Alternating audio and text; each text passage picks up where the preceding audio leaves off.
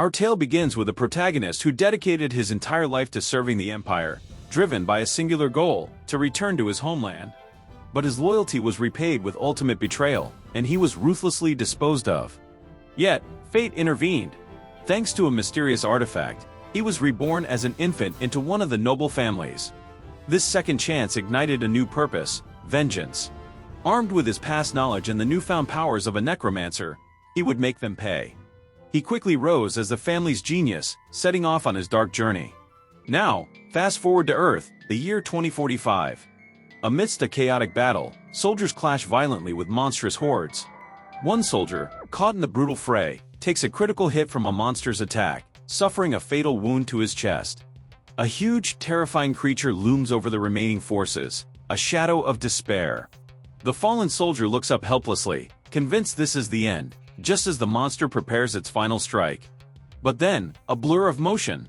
Our hero, Han Seong, appears, saving the warrior in the nick of time, fighting fiercely with his sword. The massive monster unleashes multiple, simultaneous attacks towards him, a relentless barrage. Han Seong, with impossible skill, weaves his way through each successive blow. He narrowly evades a sudden strike that almost connects, then fires his weapon, severing one of the monster's tentacles.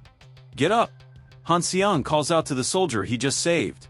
We quickly realize he is none other than the Supreme Commander of Earth's last defense force, urging the soldier to keep moving. Galvanized by the command, the soldier confirms the order and rejoins the battle, rifle in hand. The scene widens, revealing endless swarms of monsters, a grim testament to the decades-long war humanity has waged.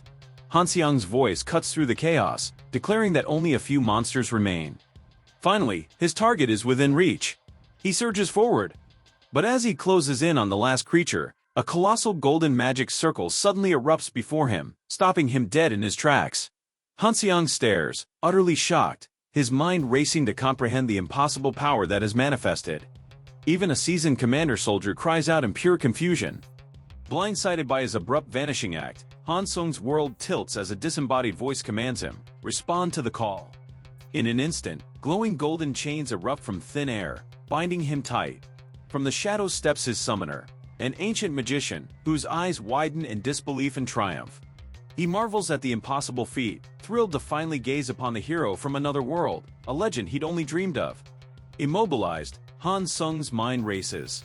What are these luminous shackles? And where, precisely, is he? With a flourish, the old magician declares his welcome. "To our empire, hero from another world." Then, without preamble, the demand rings out: defeat the Demon King. Save our world. Han Seong, however, seethes with disdain, madness. He snarls, his voice laced with fury. "Who are you? Who am I? And where in blazes am I? I'm in Korea. I have no time for this insane delusion." The magician's sharp retort cuts him off mid-sentence. Silence. With a chilling gesture, he activates the magical covenant, Gaz. A searing, agonizing pain rips through Han Seong, tearing a scream from his throat. Calmly, the magician informs him, "Had you only listened when asked politely, this magic would not have brought you such suffering." Writhing in torment, Han Seong's mind screams back, "Politely? You never asked politely." Ignoring his agony, the magician reiterates his command: defeat the evil Demon King. Save our empire. Before Han Seong, a solitary sword glints on the ground. Then, a calculated offer: succeed, and perhaps we can return you to your own world. He demands, "Will you accept our plea?" With a will broken, Han Seong agrees. And so begins his tale, summoned against his will to an unknown empire, thrust into a new battle, forced to become their hero. He fought relentlessly, plunged into endless suppression missions. Day after day, he sliced and slaughtered, a brutal cycle, fulfilling the Empire's insatiable demands. 3 years bled into 5, then 10. A decade of ceaseless warfare, fighting for an empire that wasn't his, against the encroaching shadow of the Demon King's army. Sound of a distant, sorrowful chime, or a light, reflective synth. He remembers the sacrifice, the countless years spent, all to finally bring down the dreaded Demon King Baylor. Each night, he dreamt of home, of a life free from conflict, believing his ultimate freedom was finally within reach. But the moment his mission was complete, the familiar, scheming face of the magician appeared once more, bearing yet another task. Han Sung protested, his voice laced with indignation, declaring this was an insult, a blatant violation of their sacred agreement. The magician, however, simply smiled, asserting that saving the empire didn't conclude merely with the Demon King's demise. He coldly explained that all who opposed the ongoing war of unification, all potential rebels, had to be eradicated. And for Han Sung, only one final threat remained. The target, a formidable warrior known as Bottle, from the valiant Teutonia Night Nation. With a knowing glance, the magician promised true freedom, this time, once Bottle was eliminated. He then asked, with a voice dripping with feigned concern, if Han Sung would lend his aid for just a little longer. Bitterly, Han Sung knew he had no choice. A chained dog, bound by cruel circumstance, he cursed their names in the silent depths of his heart. Sound of crackling fire, distant battle, a sense of grim determination. The scene shifts, the Teutonia Night Nation burns, engulfed in flames of conflict. Amidst the chaos, Han Sung's silent question echoed, when would this endless slavery finally end?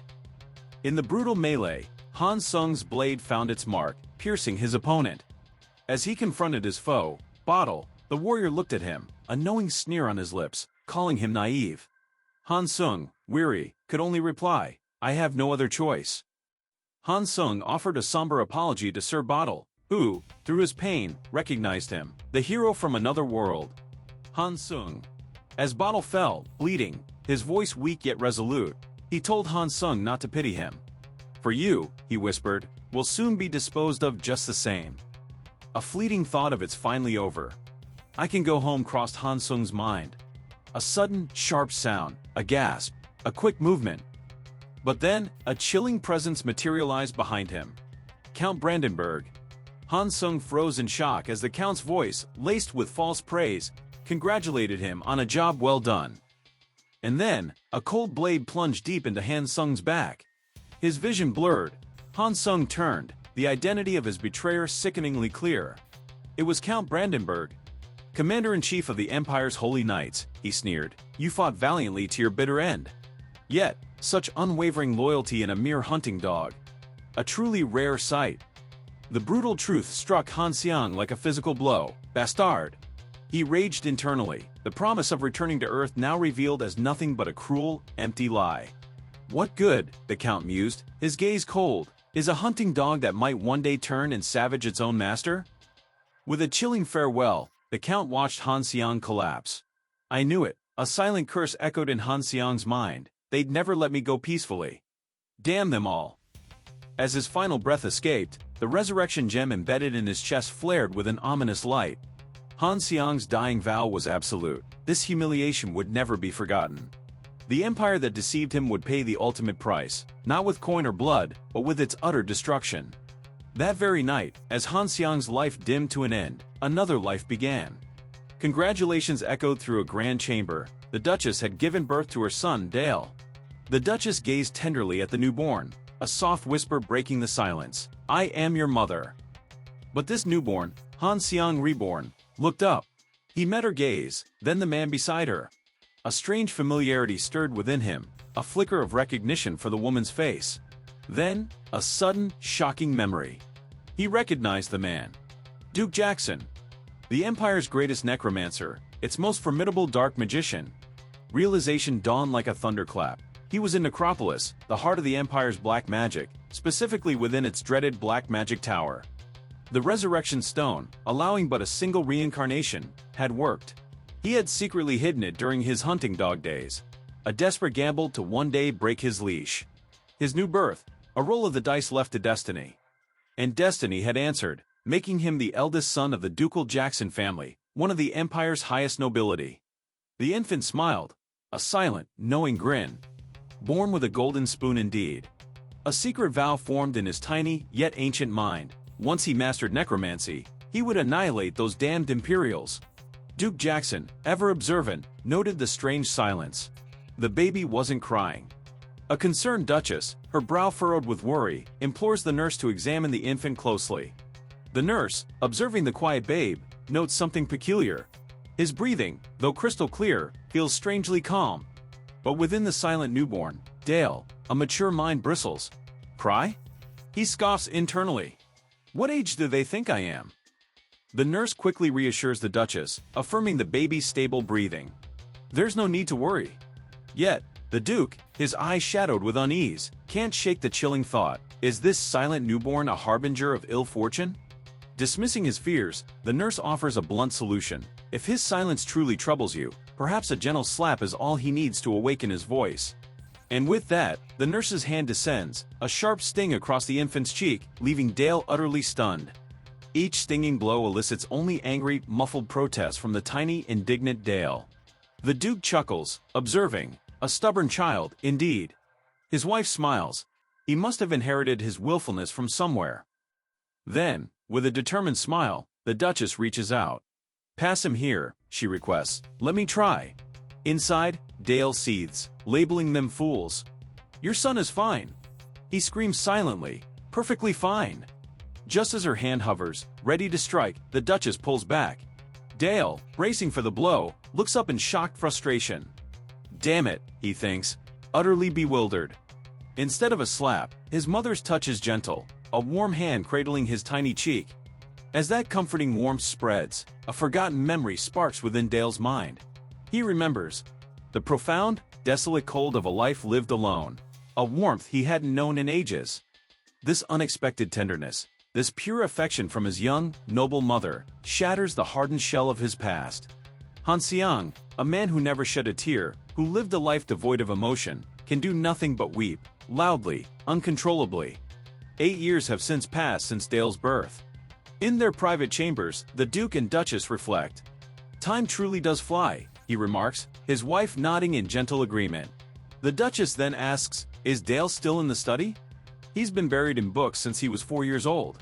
The Duke jokes, a hint of pride in his voice. He must take after you, my dear. But his tone then shifts to a serious one. Dale, he seems drawn to magic. A shadow crosses the Duchess's face as she gently reminds him of a solemn promise he once made. In the quiet confines of the library, the Duke reaffirms a solemn vow. He will not pass on the forbidden arts of necromancy to his son. Oblivious, young Dale remains engrossed in his books. His Duchess seeks confirmation, her concern palpable. He offers a gentle, calming reassurance. Then with a tender command to dismiss her worries, their conversation shifts, now focused on Dale's impending birthday tomorrow, and the perfect gift. But their peaceful discussion is abruptly shattered by an insistent knock at the door. Who could it be, at this late hour? Before they can even react, a maid bursts in, her voice raw with panic. Your Grace, something is happening to young Master Dale. In the study. Shock-stricken, the Duke and Duchess rush to the library, their hearts pounding, calling out frantically for Dale, desperate to know if he's all right. What they discover is beyond belief. Dale, kneeling amidst a shimmering colossal aura of vibrant blue mana, emanating from his very being. He calls out to them, a fragile sound amidst the power, and they can only utter his name, breathless with shock. The Duchess rushes forward, embracing Dale tightly, her voice laced with desperate worry. Are you hurt? What happened? But he quickly reassures her, I'm fine, mother. The Duke, however, stands back, his expression thoughtful, a hand raised. He can feel it. The sheer power of the mana vibrating through the very air.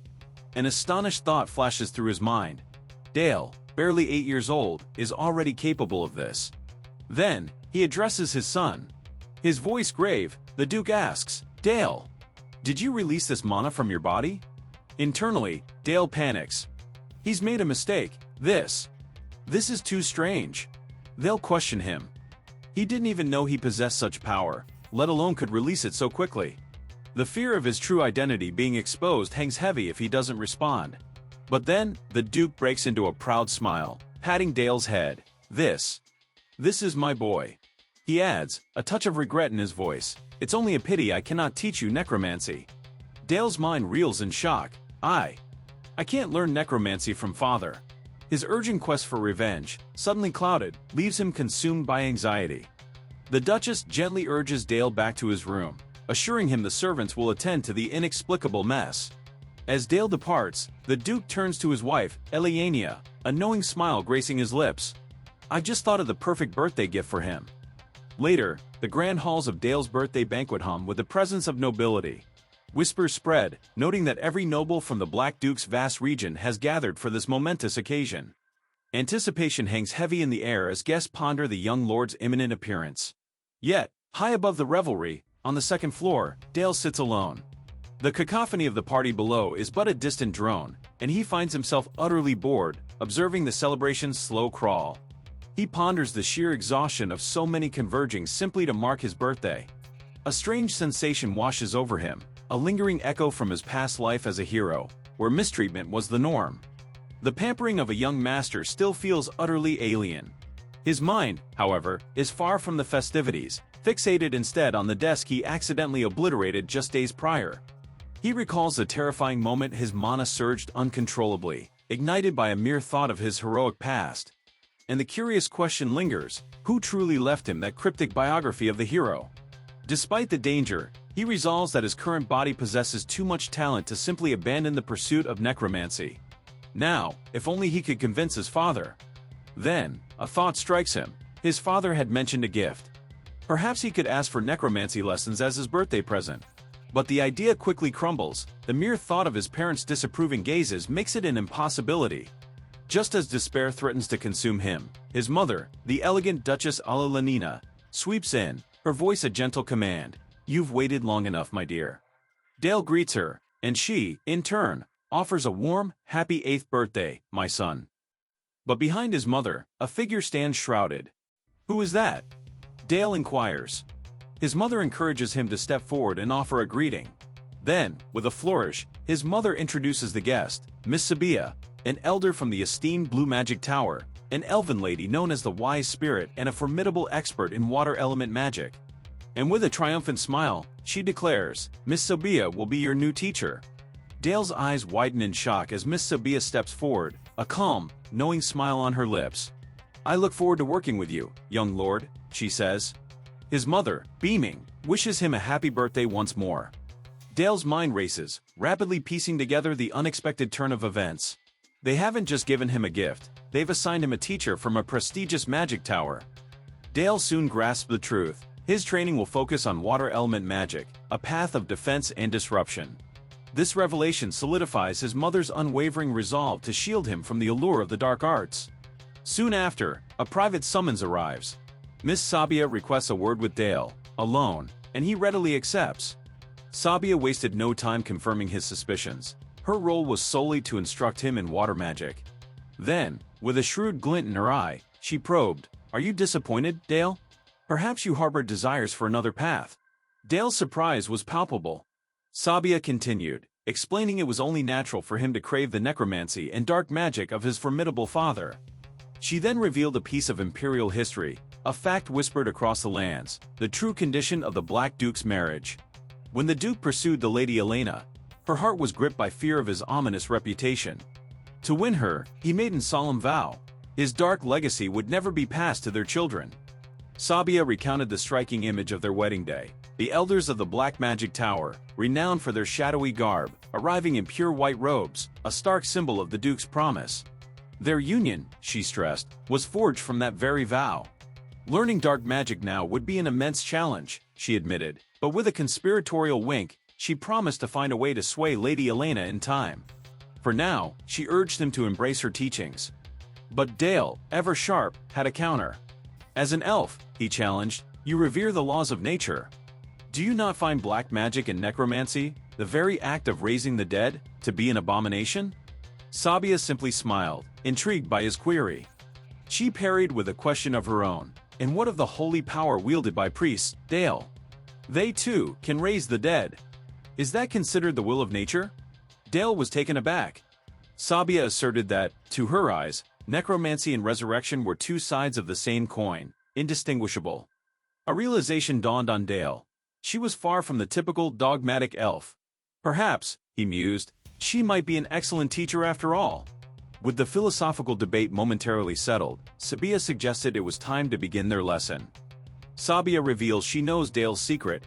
He'd begun forming mere fragments of a monocircle a few days prior. Their immediate goal? To expand these scattered fragments into his very first, complete monocircle. Dale readily embraces this challenge. Every ancient tome he'd devoured spoke of the first circle as the bedrock of all magic. This was his chance, a perfect opportunity to truly begin his journey. With a calm command, Sabia instructs him, place your hand over your heart and concentrate. As Dale closes his eyes, focusing, Sabia's voice guides him.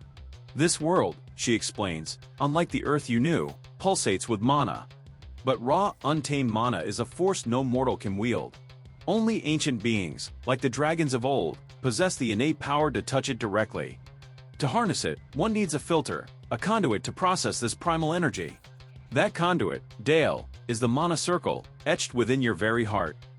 Sabia then concludes her first lesson, laying out the crucial steps. Gather the scattered fragments of his mana circle, assemble them into a complete form, and then, make that newly forged circle rotate steadily around his heart. Dale, ever the quick study, grasps Sabia's instructions fully. Understanding that this circle is an engraving, a literal path for mana flow, Sabia urges him to begin. Start slowly, she advises. Practice rotating the mana around your heart. She notes that this arduous process typically takes a month, cautioning him not to rush. But Dale, unexpectedly, interrupts her. Hesitantly, Dale whispers, I think I've succeeded. Sabia stares back, utter shock etched across her face. Her mind reels.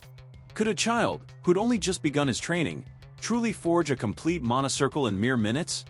There was only one explanation. This boy possessed a talent so profound, it could only be described as heaven-sent.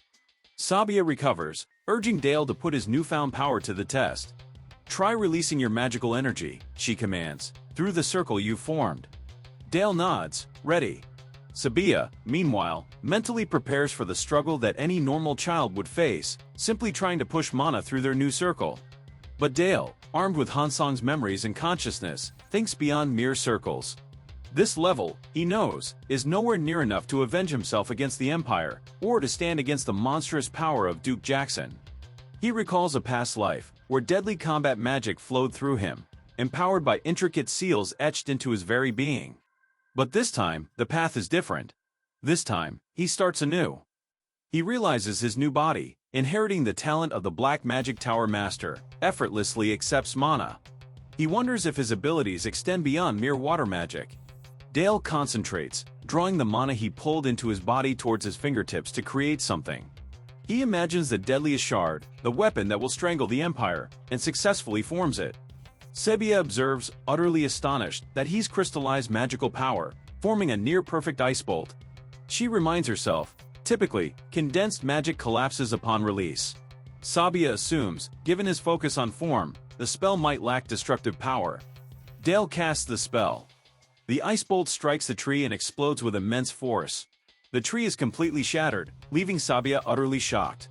She realizes the ice was sharp and hard enough to pierce a tree, confirming this precision is impossible for an 8-year-old child.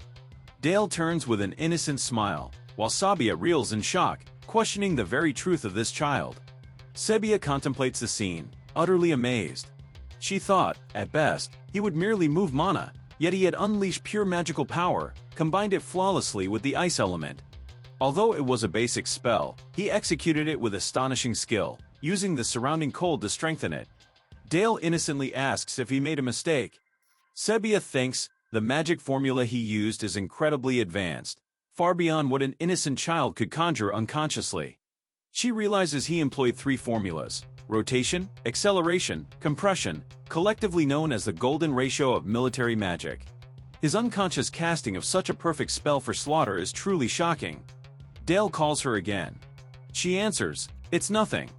Sabia thinks she finally understands why the Duke, the Black Archmage, felt such profound regret. In a later scene, Sabia reports to the Duke. The Duke, taken aback, demands to know why she refuses to mentor Dale. He argues that Dale's instantaneous mastery of the first circle, achieved in mere minutes, is precisely why she must teach him. But Sabia's reply is chilling. The very moment Dale completed that first circle, he effortlessly unleashed a perfect slaughter spell. The Duke is left utterly stunned. Sabia confirms the unbelievable truth. An 8-year-old child had conjured a spell containing a flawless military formula, none other than the golden ratio itself. Her report culminates in a horrifying declaration. Young Master Dale possesses an innate, terrifying talent for killing. The Duke, lost in thought, then asks if this means Miss Sabia, an elder of the Blue Tower, an institution sworn against violence, truly cannot bring herself to teach Dale. But Sabia vehemently denies it. On the contrary, precisely because of this dark talent, she feels compelled to guide him herself, to steer him towards the right path. The Duke concedes. In that case, there's no reason to refuse. Sabia continues, revealing another unexpected twist. Young Master Dale already has a magic he desires to learn. The Duke's very own forbidden dark magic. The Duke is visibly startled. Sabia acknowledges the tale of the Black Mage's love and respects his vow to Lady Elena. However, she asserts that this promise does not grant him the right to dictate his child's future, not when the young lord possesses such immense, volatile talent. Meanwhile, Dale, perched atop the stairs, was eavesdropping. But despite his best efforts, not a single word made sense. Frustrated, he could only conclude they were definitely talking about him. He pondered, still surprised by the sheer power of his first spell, and noted that even the formidable Lady Sabia had seemed utterly bewildered. He sighed, resolving to be far more careful in controlling his immense power from now on. His musings were suddenly cut short by a voice calling, "Young Lord Dale." He rose from the floor, a small smile gracing his lips. A figure in shining armor appears, drawing an excited cry from Dale, "Uncle Helmet!" He immediately questions his uncle's arrival, and more importantly, his long absence. Uncle Helmet, with a hearty laugh, reassures him that he was merely performing his duty, protecting the duchy. He describes sweeping away terrifying monsters, then effortlessly scoops Dale into his arms. A knowing smile crosses Dale's face. He understands his uncle has been conquering a dungeon. Dale's thoughts drift to the nature of their world. The sudden appearance of dungeons or an overwhelming flood of monsters is a monumental event for any province, a persistent threat since the era of the Demon King. The devastation inflicted upon settlements by these monstrous attacks is never minor. Thus, the primary duty of a province's knights is clear: to conquer the unsubjugated dungeons littering the former Demon King's lands, or to eliminate the monstrous hordes that spill forth from a dungeon breach. Dale knows, however, that the situation in the Duchy of Saxon is several times worse, and the reason for this grim reality is none other than himself, or rather, Hansong, in his previous life. He recalls how, after his previous life's triumph over the Demon King, the Duke of Saxon was tasked with subjugating the monsters in the Demon King's lands, territories now granted to him as a fief, and transforming them into imperial domain. A process he professionally describes as passing the dirty work to others. Back in the present, Dale earnestly implores Uncle Helmet not to get hurt on his next venture. The seasoned knight is visibly touched by the young lord's genuine concern. Just then, the Duke himself arrives. Dale calls out to his father. Helmet offers his respects, and the Duke, with a proud smile, thanks him for his diligent work on the recent campaign. The Duchess Alalina then makes her entrance, her eyes scanning the gathering, wondering what has brought everyone together. Dale, meanwhile, quietly ponders his mother's intentions. Alelenina's eyes light up as she excitedly calls out to Dale, proclaiming she heard he reached the first circle, marveling at his incredible achievement. As she fusses over her son, the Duke too beams with pride, congratulating Dale and assuring him that if there's anything he desires, he need only ask his father. Dale hesitates, his mind racing. Could he dare ask about necromancy, or would such a request reveal too much of his cunning? He quickly shifts gears, searching for a more innocent, age-appropriate desire. Then, with a sudden declaration, Dale announces he wants a little sister. The Duke and Duchess are utterly shocked, a flush rising to their faces. The Duke, stammering with embarrassment, reluctantly promises to try. Dale cheers them on, playing the part of a delighted child. Outside the tower, Captain Helmet collapses in laughter, while a bewildered knight urges him to control himself in the face of Dale's peculiar wish. Meanwhile, back in his bed, Dale finds himself exhausted. The constant pretense of innocence, the act of being a pure child, is draining for a mind of his true age. He feels a deep fatigue, wondering if it's a consequence of using magic. Suddenly, an intense, piercing pain overwhelms him. He is plunged into a terrifying nightmare, a vision of his past as Han Sang. Brandenburg stands before him, offering a chilling greeting. It's been a long time. Brandenburg's voice drips with mockery, accusing him of being fickle, of having gone soft so easily. He twists the knife deeper, asking if Dale is truly happy now, with his new life, his kind parents, and a warm home, implying that with a full stomach and a comfortable back, he's abandoned all thought of revenge. Then, Brandenburg's face contorts into a sinister smile. He issues a stark warning to Anang: the Empire will find you. He vows a relentless hunt, promising they will search until every trace of him is eliminated, erased from this world forever. Dale gasps awake, panting, as violent bursts of mana erupt around him. He clutches his chest, pain searing through him as if his heart itself might explode. A terrifying realization dawns. This is the mana overflow he'd only ever heard whispers about. He curses the damned Imperials. They won't leave him alone, not even now. He had even tried stepping out for some cold air, hoping to find some relief, but the overflow only intensifies, becoming a worsening maelstrom. Suddenly, Teacher Sabia appears. "You seem to be in pain," she notes calmly, her sudden presence startling Dale. Sabia diagnoses his condition as mana overflow, a common occurrence for a talented child like him. Yet, beneath the surface, she senses a dangerous feeling emanating from him. With a reassuring yet powerful gesture, Sabia places her hand on Dale, beginning to quell the raging mana. A chilling thought crosses her mind. Should this child's magic ever be corrupted by resentment, it would be too late. With a swift resolve, she manages to quell the surging mana. Dale, now alert, observes the disappearance of the chaotic overflow. Sabia calls his name, and he responds, his gaze meeting hers. She begins to explain, the very essence of magic, Dale, is a mirror of the heart. That is why the same spell, in the hands of different casters, will possess entirely unique properties. Her words carry a grave weight. Your magic carries an innate, dangerous talent for taking life. As she speaks, she extends her hand, presenting him with a book. Yet, for this very reason, Sabia believes it is fortunate indeed that she is the one destined to guide him. Dale's eyes widen in shock. The book in his hands is none other than a forbidden tome of necromancy. A gentle smile graces Sabia's lips. "I, too, feel it was fate that brought me to you," she confesses, then adds, "And happy birthday, Dale." Deeply moved, Dale embraces his teacher, surprising her. She quickly recovers, patting his head with a playful tease. Still a spoiled child, even at this age. Days later, the training continues. Dale and Sabia find themselves on the vast plains beyond the North Gate. Dale inquires about their target. Sabia confirms the presence of a lone rabbit. "Remember your hunts with your father," she instructs. Dale prepares himself, his gaze fixing on the creature. He unleashes a swift, deadly ice spell, striking down the rabbit. Sabia observes him closely, a silent note forming in her mind. Even after taking a life, there is no tremor in his fingers. She calls his name, a thought echoing in her mind. Even with the same magic, each caster's form remains endlessly unique. Teacher Sabia resumes her lesson, addressing the rabbit's fate. "Do you know, Dale," she asks, "why your fingers held steady, why they didn't tremble when you took that life?" He admits he's unsure, prompting her to elaborate. Magic, at its core, is a mirror reflecting the mind. It materializes the contents of the caster's heart through mana particles, which is why magic always reveals the user's deepest inner thoughts. Dale listens, absorbing her words in profound silence. Sabia delves deeper, revealing that even common spell names, like Firewall, are merely tools to anchor the mind, to forge a clear mental image. This fundamental principle, she stresses, underpins all magic, regardless of its origin. The Red Tower, for instance, champions order through raw power, a stark contrast to the Blue Tower, which seeks harmony and balance.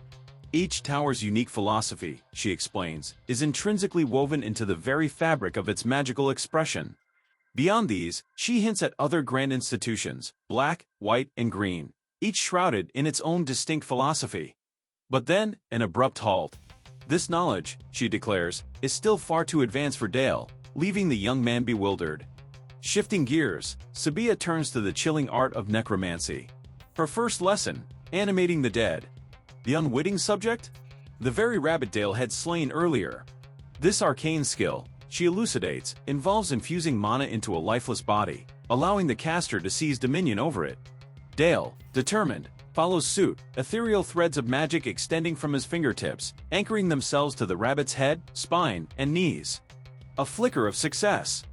Dale masters the flow, his teacher offering a rare nod of approval. With the animated rabbit, now glowing with an eerie purple aura, standing before them, Sabia prompts him for the next enchantment. Dale readily accepts. He gathers his focus, channeling his energy into the frozen armor spell. A shimmering layer of ice erupts, encasing the reanimated rabbit in an impressive, crystalline shell. Sabia observes, acknowledging the surprisingly refined craftsmanship of his icy creation. a subtle smile graces her lips. "It's time," she declares, "to test its mettle." Sabia readies her own formidable ice spell. With a sudden surge, a powerful ice bolt erupts from her hand, hurtling towards the armored rabbit. The icy barrier holds, deflecting the assault, before finally shattering into countless fragments.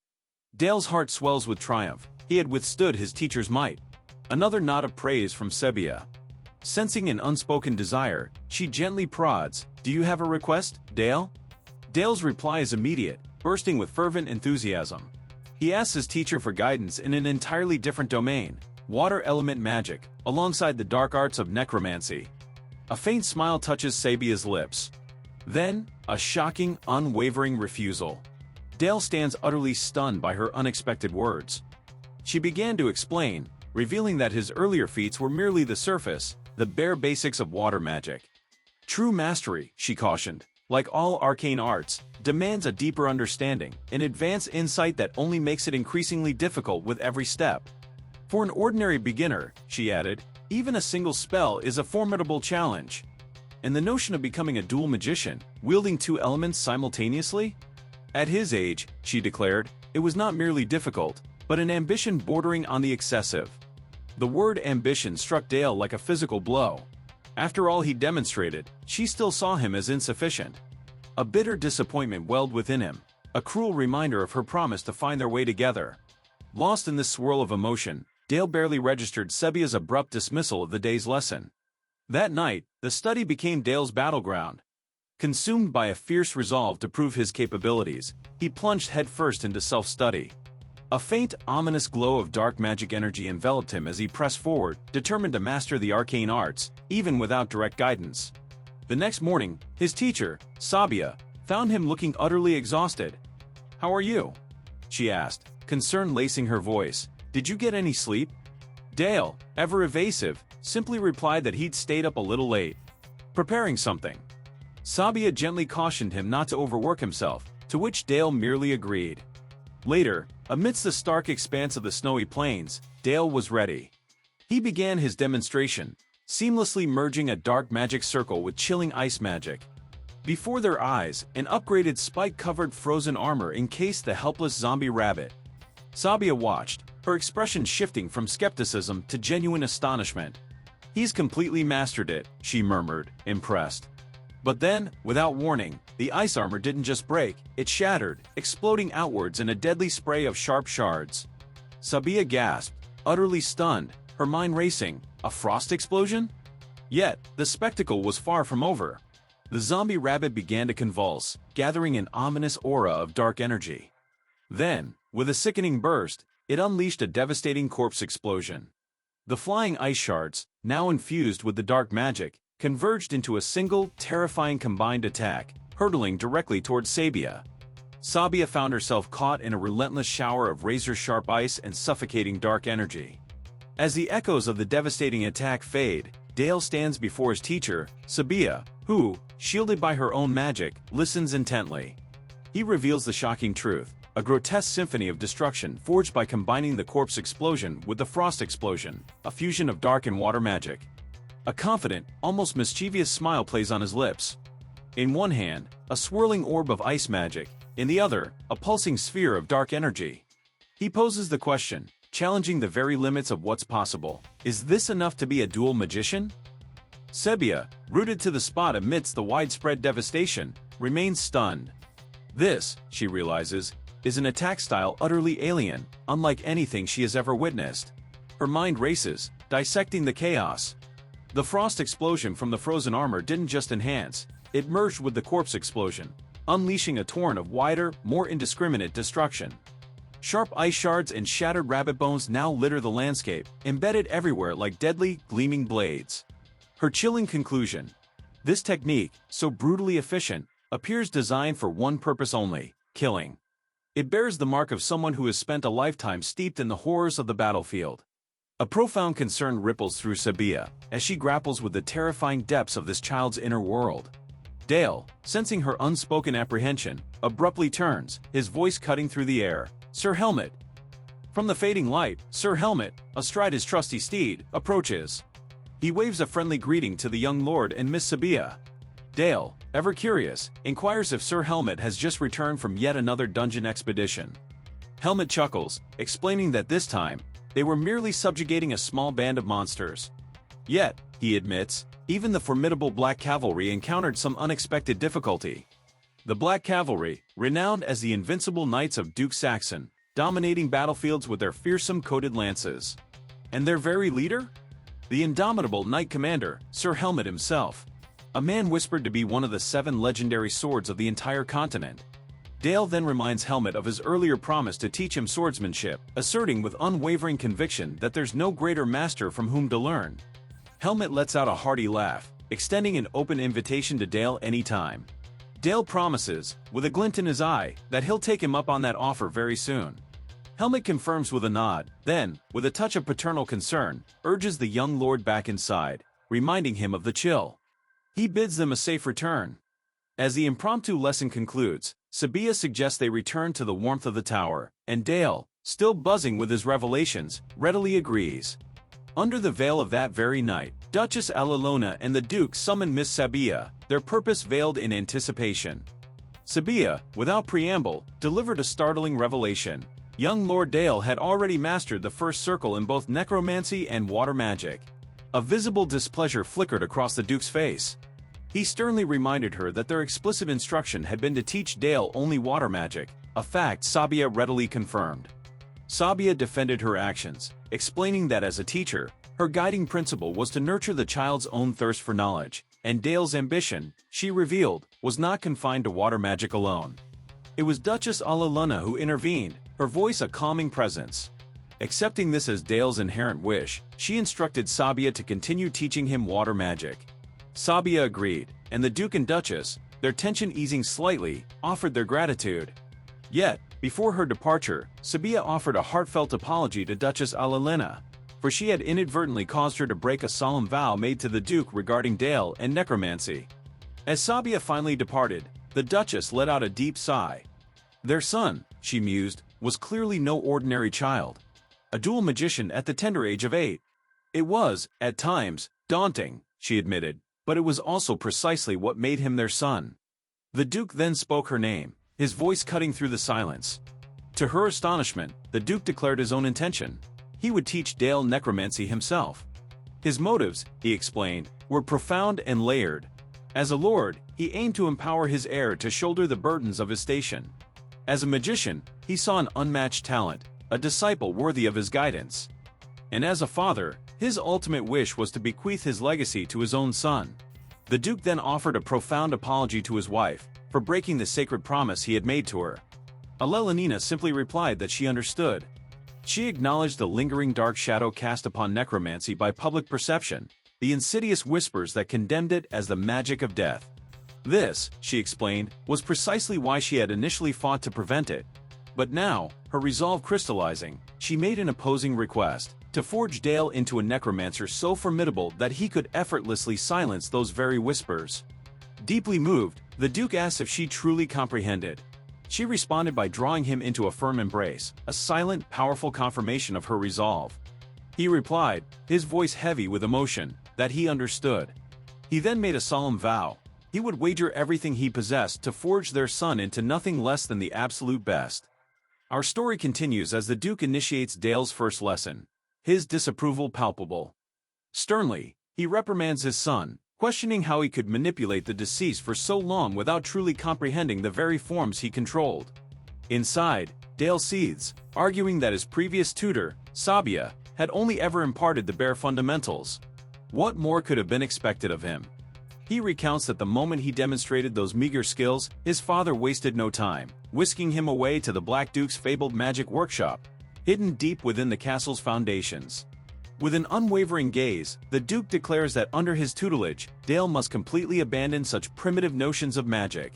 The first lesson, he announces, will commence with the exhaustive memorization of every living creature's intricate skeletal and muscular structure. Dale finds himself engulfed by towering mountains of ancient tomes. Each week, he offers a weary okay to his father's demands. He soon recognizes these aren't just any books, they are highly specialized texts, the kind only master physicians would have encountered in his previous life. After what felt like an eternity, poring over every single word, his father finally concedes that Dale has mastered the basics. A surge of joy washes over Dale, believing he would finally delve into practical magic. The Duke, however, clarifies, the real lesson begins now. They then stand before a grisly goblin corpse, and Dale can only stare in astonished confusion. A faint smile plays on the Duke's lips, observing his son's bewildered expression. The Duke elaborates, an unskilled practitioner can only animate the corpse of a great swordmaster into a mindless zombie. But a truly skilled magician, Dale, can forge a formidable death knight from the remains of a common foot soldier. He gestures to the goblin. Right now, we have one potential undead soldier here, he states, his gaze sharpening. Then, with a challenging glint in his eye, he asks, how will you move it? Dale begins his attempt, but the goblin corpse proves far more recalcitrant than the simple rabbit. A bipedal creature with a complex skeletal structure, it demands intricate mana thread connections. He struggles mightily, the corpse responding with agonizing slowness and stiff, jerky movements, a stark testament to the challenge before him. He grapples with the corpse, a lifeless marionette too stiff to command. Dale questions his own judgment. Did his rigor mortis magic, meant to fortify, instead turn the body into an immovable husk? He stands frozen, utterly at a loss. It's then the Duke steps in, his gaze sharp. He acknowledges Dale's ingenuity. Accelerating rigor mortis to bolster defenses was clever, but points out the fatal flaw, movement, utterly sacrificed. With a simple instruction, watch, my son, the Duke extends his hand. A menacing aura of dark magic envelops the corpse, and it lurches to life under his command. Dale's eyes widen in disbelief as his father effortlessly animates the very body that had defied him. The Duke then explains the fundamental purpose of the ribcage, to protect internal organs. He poses a rhetorical question. For the dead, who need no such protection, why keep it as it is? Before Dale's astonished gaze, the Duke's magic twists the corpse's form. The ribcage contorts, reshaping into menacing, razor-sharp blades, while protruding claws erupt from its frame. He instructs his son, you must first grasp the inherent structure of the creature before you, and only then, refashion its form to serve your will. This, he declares, is the very bedrock of dark magic. A newfound admiration fills Dale's voice as he addresses his father. He then inquires about the core philosophy guiding the Black Tower. The Duke's reply is singular, profound, truth. He elaborates, truth, my son, is invariably unearthed within death itself. And it is for this reason we must first comprehend the immense weight of life, to truly grasp that truth. As the Duke's hand settles upon Dale's shoulder, a searing memory from his past life as Hanyang rips through him. A man, engulfed by flames, kneels in desperate supplication, pleading with the great hero to spare his life. Yet Hanyang, unmoved, raises his blood-stained blade, poised for the kill. The chilling vision sends a violent tremor down Dale's spine. The Duke, ever observant, notices his son's sudden pallor, and his calm voice breaks through. Are you all right? Dale quickly shakes his head, forcing a reassuring smile. I'm fine, father. Perfectly fine. And so, as Dale's mastery over magic burgeoned with each passing day, word of Duke Saxon's tutelage in the forbidden black arts began to ripple ominously throughout the empire. The Duke's shocking breach of his sacred marital vows sent seismic tremors throughout the esteemed noble circles. And the one at the very heart of this scandal, Dale, found himself under the intense, unyielding gaze of many, including the empire's most powerful nobles, who now watched his every move, relentlessly. Weeks later, in the sprawling training grounds of the duchy, we find Dale, utterly dedicated, honing his swordsmanship. Wielding a wooden blade, he faces off against his formidable uncle Helmet. Their wooden blades clash in a fierce exchange, a flurry of precise strikes. Then, in a stunning move, Dale disarms Helmet, sending his weapon spinning. Helmet's eyes widen in genuine shock as his sword clatters to the dusty ground. A booming laugh erupts from Helmet. He praises the young lord, calling the move truly impressive. Dale, however, counters with a knowing smirk, it's impossible for a knight of your caliber to drop his sword so easily, uncle. He boldly accuses Helmet of holding back. Helmet vehemently denies it, insisting he employed nothing less than practical, battlefield swordsmanship.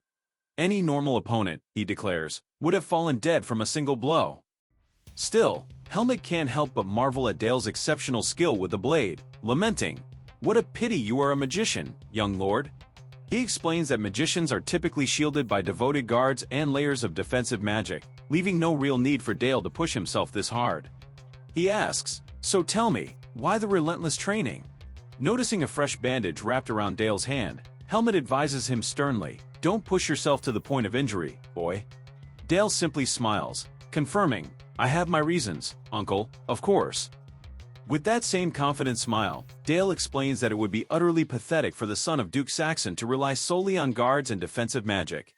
He adds that the rare chance to train personally under one of the 7 swords of the continent is an opportunity he absolutely cannot miss. Helmut lets out another hearty laugh, deeply impressed by Dale's spirit. "I have no greater wish," he declares proudly, "than to have a son just like you." Dale grins, a genuine smile, remarking, "It seems the day I finally earned such high praise from you, uncle, has arrived." Just then, the Duchess Eliania herself arrives, a graceful presence, commenting on their boisterous spirits. Dale quickly offers a respectful greeting. He asks why she's ventured to this chilly training ground, and she replies, "To see for myself just how hard my son is truly working." She then adds that she also has news to share with him, and a curious reminder, the birthday present he once asked for. Dale's brow furrows in confusion, a distant memory eluding his grasp. Then, a flicker from the past, young Dale, earnestly asking his parents for the simplest, most profound gift, a little sister. The revelation strikes Dale like a bolt, pure shock. His mother's smile is gentle, her words a soft directive, "You'll have to take good care of your little sister." Dale's reply bursts forth with overwhelming enthusiasm, a resounding promise that he absolutely will. 10 months later, time unfurls a new scene. We find Dale, gazing down at his newborn sister. His mother asks if she amazes him, and with wide, astonished eyes, he simply replies, "Yes," awestruck by her delicate, tiny form. He reaches out, a hesitant finger brushing the baby's soft cheek. He whispers, "I still can't believe she's my sister.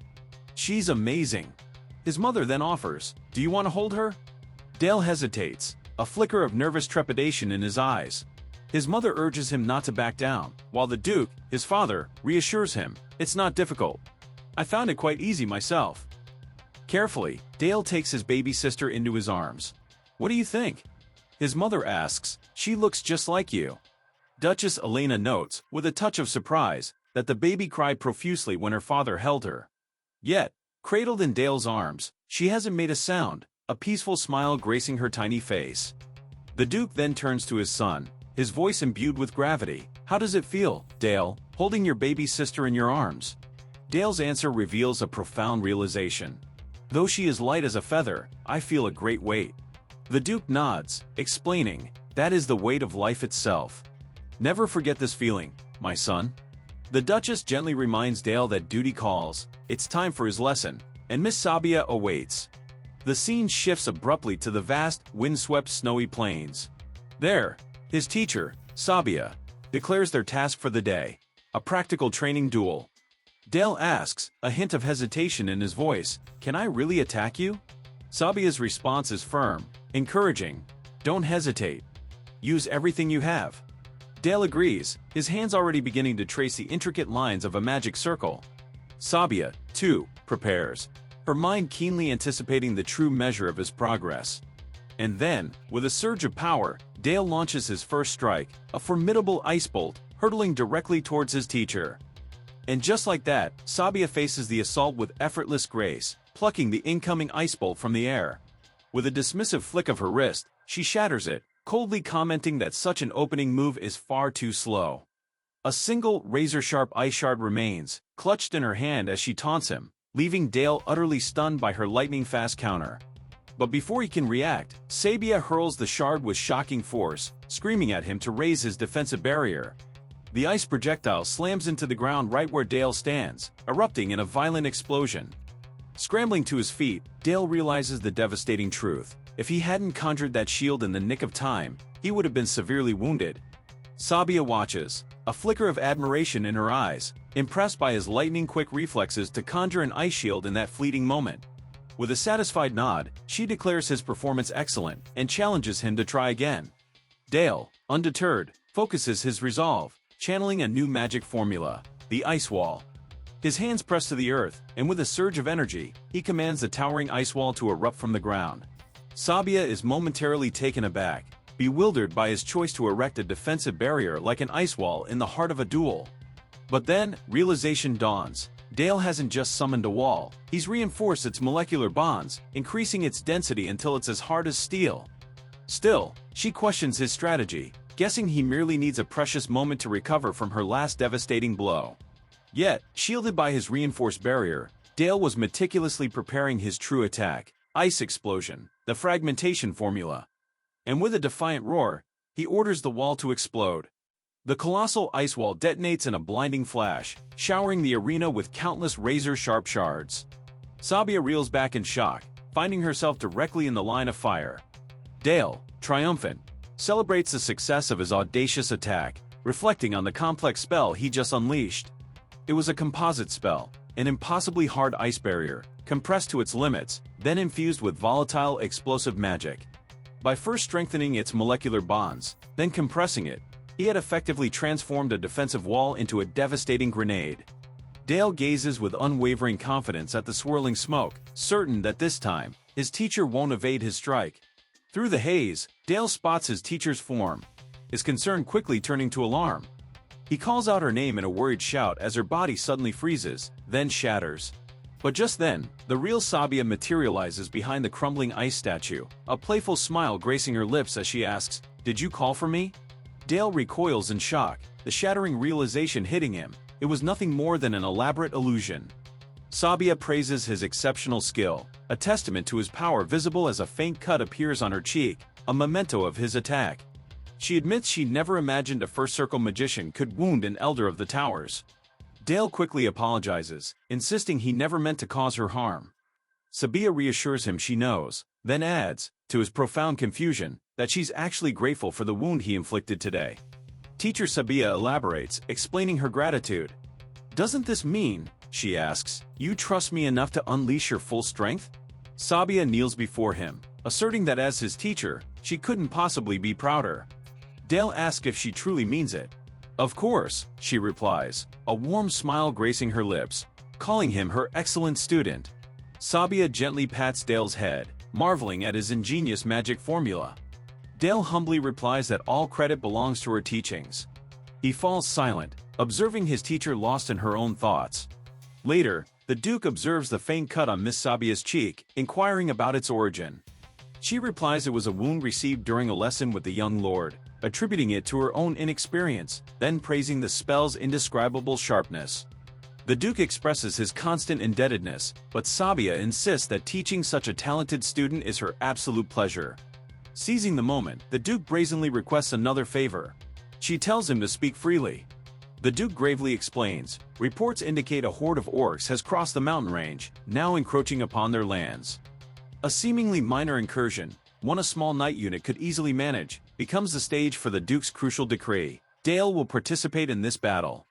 Immediately, she protests, arguing the young lord is simply not ready. The Duke clarifies his intent, not asking for battlefield excellence, but reminding her that safeguarding their territory is the solemn duty of the Saxon family. As the eldest son, he declares, Dale is no exception. He must understand this sacred responsibility. As Sabia grapples with her worry, the Duke reveals his plan. He will bestow his personal artifact upon Dale, entrusting her to guide him in controlling its immense power. This artifact, it's explained, harbors immense power and even thoughts, usable only by sacrificing life or mana. The greater the power wielded, the more perilous and difficult it becomes, potentially leading to death in extreme cases. Yet, the Duke assures, the Saxon family has, for generations, handled and mastered these very powers. The scene shifts, now before the imposing gates of the castle's artifact armory. There, the Duke turns to Dale, asking if, as the eldest son, he shouldn't prepare for the impending conflict.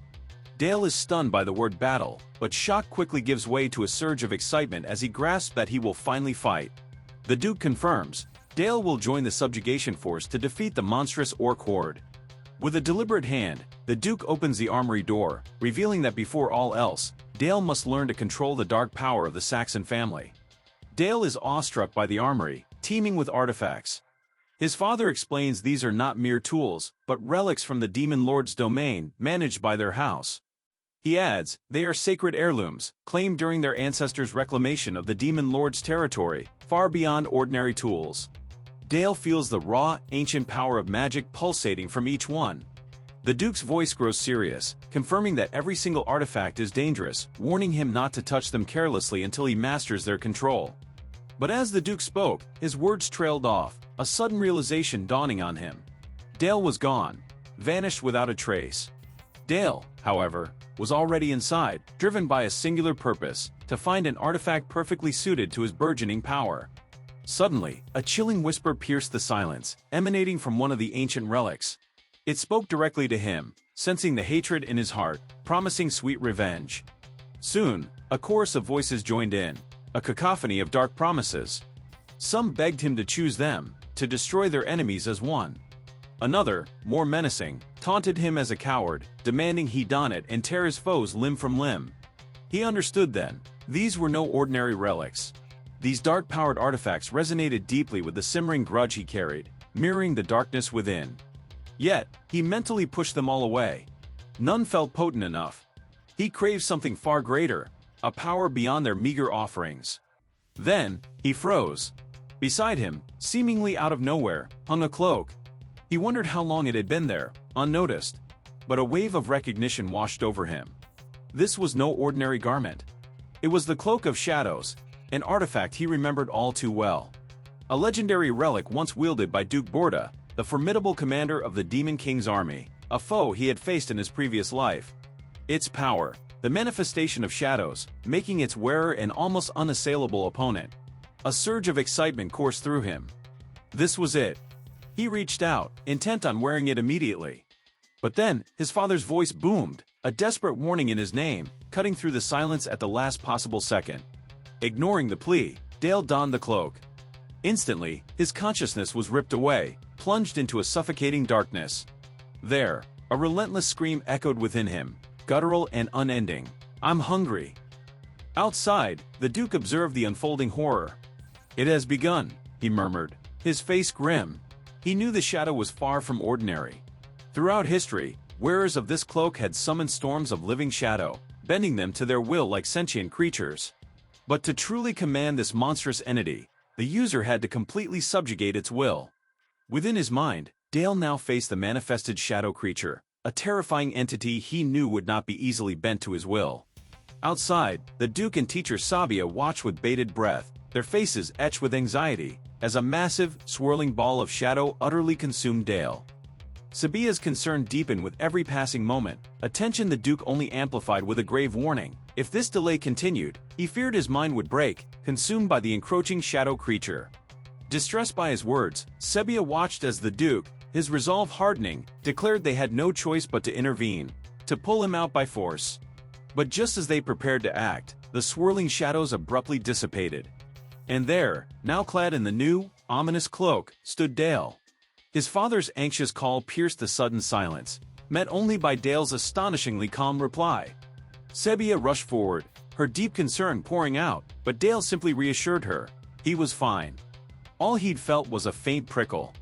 The Duke stared, utterly baffled. How could he be completely fine? His mind reeled, grappling with the impossible, a small child's body effortlessly wielding an artifact of such immense power. Dale, however, interrupted their shock with a bright smile. "Father," he asked, his eyes sparkling, "can I try more of these?" Both the Duke and Sabia were left speechless by his audacious request. After a moment of profound hesitation, the Duke reluctantly agreed. Dale thanked him with an enthusiastic burst of joy, and his relentless exploration of the armory's ancient, powerful artifacts continued for an entire day. A few days later, on the sprawling training grounds, Sir Helmet's gaze fell upon Dale's new attire. His eyes widened in instant recognition. "Isn't that the Cloak of Shadow?" he gasped. Dale simply confirmed it. Helmet, aware of the artifact's notorious difficulty, cautiously inquired about the young lord's well-being. Once again, Dale's reply was disarmingly casual. "Doesn't bother me. Just a slight prickle." Helmet found this utterly bewildering. A mischievous smile played on Dale's lips as he spun a tale. The cloak, he suggested, was probably lonely, and it latched onto him as soon as it saw him, perhaps because it wanted to be his friend. Helmet chuckled at the idea. touched by the young lord's kind heart, seeing a lonely creature where others saw only danger. Dale thanks Sir Helmet for his words, even as the very shadow creature itself pulsed menacingly at his feet, forcefully suppressed beneath his boot. Then, with a newfound seriousness, Dale stated he had a request. Helmet, ever loyal, immediately pledged his service. Anything the young lord asks. Dale's request? A real duel, as combat training. Helmet, filled with unwavering resolve, pledges his absolute best, vowing not to disappoint his young lord. As preparations for the duel commence, Dale can't help but feel a pang of apprehension. Partnering with one of the continent's legendary seven swords, he realizes might be an act of sheer excess. Helmet's mere presence is, after all, utterly overwhelming. Sensing Dale's growing tension, Helmet offers a reassuring word, promising to wield only basic swordsmanship, completely devoid of his formidable aura. But Dale's inner knight stirs. A true warrior, he believes, must engage with every fiber of their being. To hold back, even for a lord, feels like a disservice. As Dale prepares his assault, dark shadows begin to writhe and coil from within his cloak. His true objective, he muses, isn't mere combat practice, but a clandestine mission: to master the enigmatic Cloak of Shadow. The artifact's true worth, he understands, will be measured by his skill in forging these ethereal shadows into potent, tangible weapons. This training is paramount. With unwavering resolve, he unleashes a searing barrage of shadow blades directly at Helmet. Helmet meets the assault head-on. To Dale's utter shock, the shadow blades don't just deflect, they shatter, obliterated by Helmet's raw, unaugmented physical might. No aura, no magic, just terrifying, pure strength. Dale is left utterly speechless. A booming laugh echoes from Helmet, who praises the young lord's excellent performance. Now, he declares, it's my turn. Dale swiftly retreats, bracing for defense, but a surprise awaits Helmet. Razor-sharp shadow thorns erupt from the very ground, savagely blocking his pursuit. Helmet, a flicker of admiration in his eyes, remarks on the cloak's formidable ability to execute such cunning ambushes. Helmet's sword descends in a furious arc, crashing into Dale's shadow defenses. The young lord groans, visibly strained by the sheer force of the impact. Dale valiantly blocks Helmet's relentless successive attacks, each blow pushing him further back, a testament to Helmet's unyielding power. Helmet pauses, a genuine astonishment etched upon his face. How, he wonders, did Dale manage to withstand such a strike? His blows, after all, are strong enough to shatter even masterfully forged blades. A high-tier artifact, Helmet concludes, truly exists on an entirely different plane of existence. With a sudden, excited bellow, Helmet challenges Dale to continue. 10 more rounds, young lord. Let's see what else you've got. And so, their fierce, shadow-laden clash continues, echoing through the training grounds. That day, as the training concluded, the watching knights murmured amongst themselves. None had ever lasted more than 2 rounds against Commander Helmet, and now, facing Dale, they felt an inexplicable chasm between themselves and the young noble. Days later, on the eve of their departure, Duchess Elena's worry still clung to her. She pleaded with Dale, her voice heavy with apprehension. I cannot send you to such a dangerous place. Dale, attempting to soothe her fears, reminded his mother that his father and Sir Helmet would be by his side. But the Duchess's anxieties persisted, her concern for his safety paramount. Then, Dale met her gaze, his expression solemn.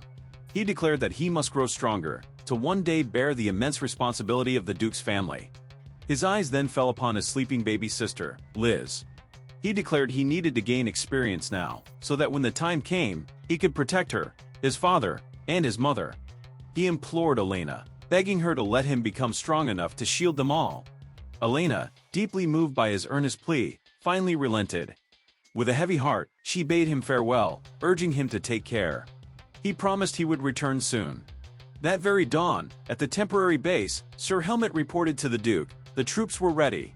But the Duke, turning to Dale, asked him to give the order to march instead. Dale's surprise was evident as his father explained.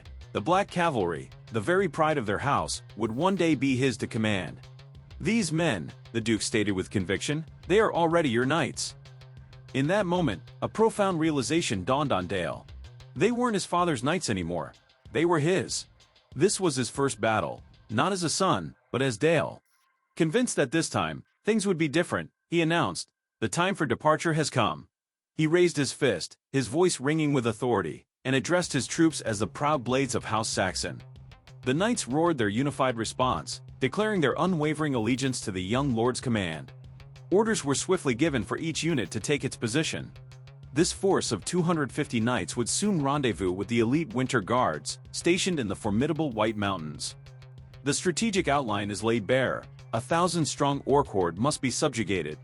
Driven by bitter cold and gnawing hunger, the orcs have already breached the upper Saxon River, their path now leading them relentlessly towards its lower stream. The Duke's forces, therefore, will make a daring preemptive strike, crossing the lower stream first to launch a devastating surprise attack. But a deep, swift river stands in their way. With only 250 men, a quick crossing demands magical assistance. It is then that teacher Sabia steps forward, commanding everyone to make way, her voice firm as she announces her intent to conjure a bridge of ice. Dale offers a heartfelt thanks, a subtle nod acknowledging her profound courage in aiding a battle, a stark contrast to her deeply held creed of peace and nonviolence. With a surge of power, Sabia manifests a truly massive ice bridge, spanning the roaring river. She then calmly signals the waiting troops, "You may cross now." The Duke offers his own gratitude, Sabia offering a solemn wish for victory. Dale, with a poignant farewell to his teacher, mounts his horse and rides towards the impending fight. She watches him ride away, a soft smile gracing her lips. "Oh, Dale," she muses silently, "how you make your teacher worry so." A short time later, under the cloak of night, the Winter Guard archer unit, poised in silent ambush near the orcs' temporary base, unleashes a devastating volley of flaming arrows upon the unsuspecting camp. The exploding arrows rain down like fiery vengeance, engulfing the orc camp in a maelstrom of chaos and destruction.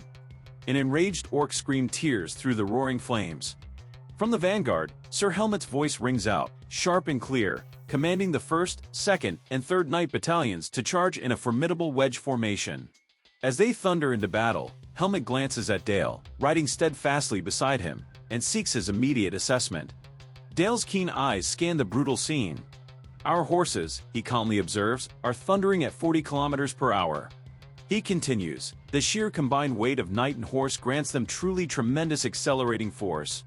His analysis concludes, the couch lance tactic, with these 3 to 4 meter weapons bolstered by the knight's formidable auras, makes them an utterly unstoppable force, even for the brutish orcs. True to Dale's word, the knights effortlessly shatter the orc ranks. "This battle," Dale comments, a hint of awe in his voice, "is truly one-sided." The Duke, surveying the carnage, nods in solemn agreement. "Indeed," he affirms, "this is the indomitable power of the Duchy's knights." Yet Sir Helmet's experienced voice cuts through, a stern warning to the young lord, "Do not relax. This, young master, is only the beginning." And so, the fierce, brutal battle rages on, the clash of steel and roar of war echoing across the battlefield. Sir Helmet confirms their ambush was a success, but not decisive enough to annihilate the enemy. The new strategy: withdraw, regroup, then eliminate them through relentless, successive assaults. The signal for retreat rings out, and the knights begin their tactical withdrawal. As the knights pull back, a wave of confusion washes over the orc ranks. Suddenly, 2 orcs unleash a guttural roar, one launching a spear at a lagging knight. The projectile strikes the knight's arm, but critically, pierces his horse's neck, sending both crashing to the earth. Dale halts, his gaze fixed on the fallen knight. From a distance, Sir Helmet comments coldly on the ill timing of their retreat. The Duke, considering the knight's fate sealed, coldly acknowledges one loss to his army. But Dale, watching, wonders, is he already gone? The Duke adds, with a touch of disdain, that a proud sword of House Saxon has now been exposed to the enemy. Dale turns sharply, a burning question in his mind. Why are we just standing here, watching? He spots an orc sprinting to finish off the downed knight, a chilling realization dawning, by horseback, down that slope, he'll be too late. Closing his eyes, Dale concentrates, the singular challenge crystal clear. He must penetrate that orc's incredibly thick hide, from this distance.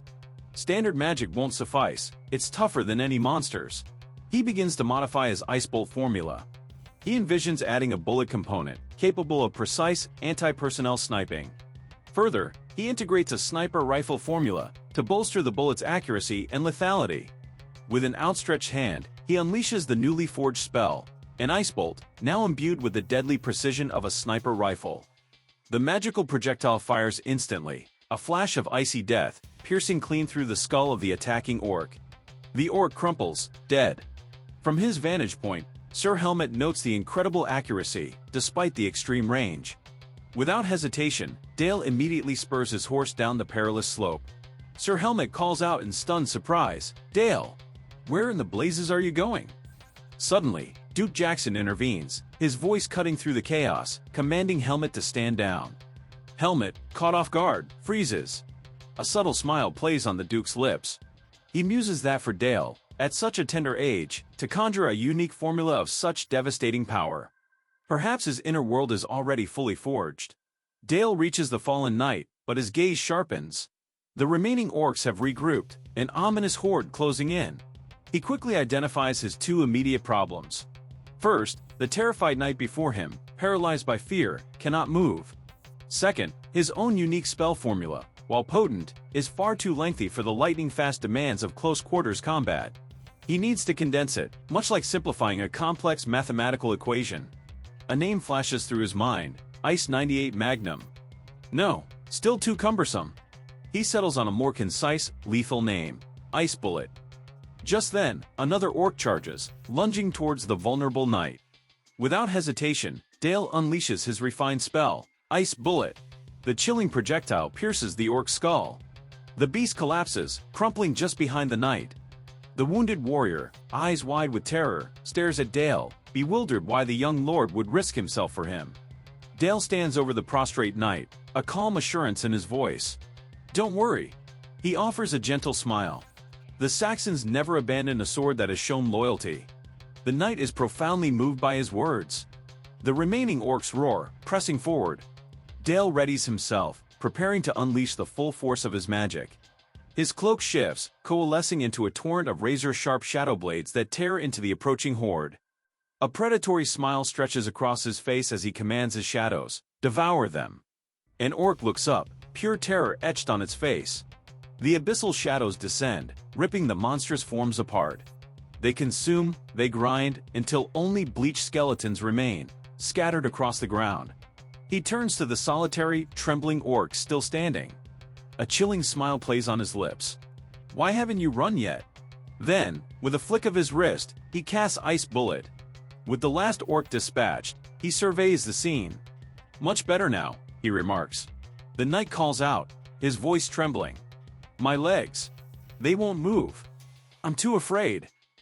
Just then, Sir Helmet arrives with the remaining knights, finding Dale already tending to and lifting the injured warrior. Dale simply nods. "Took you long enough," he quips. "I'll leave the rest to you." With a booming command, Helmet unleashes all knight battalions in a simultaneous, thunderous charge, their battle cry echoing, "For House Saxon." As the knights surge forward, a new cheer joined their chorus, now fueled by the young Lord Dale. Soon after, back at the Saxon base, the Duke surveys the aftermath, then turns to congratulate his son, Dale. The orc subjugation operation, he confirms, is a resounding success. But as the dust settled, the Duke summons Dale, revealing he has a pressing question about the recent campaign. With a gaze that brooked no argument, the Duke sternly demands the true reason behind his son's foolish, solitary charge into enemy ranks.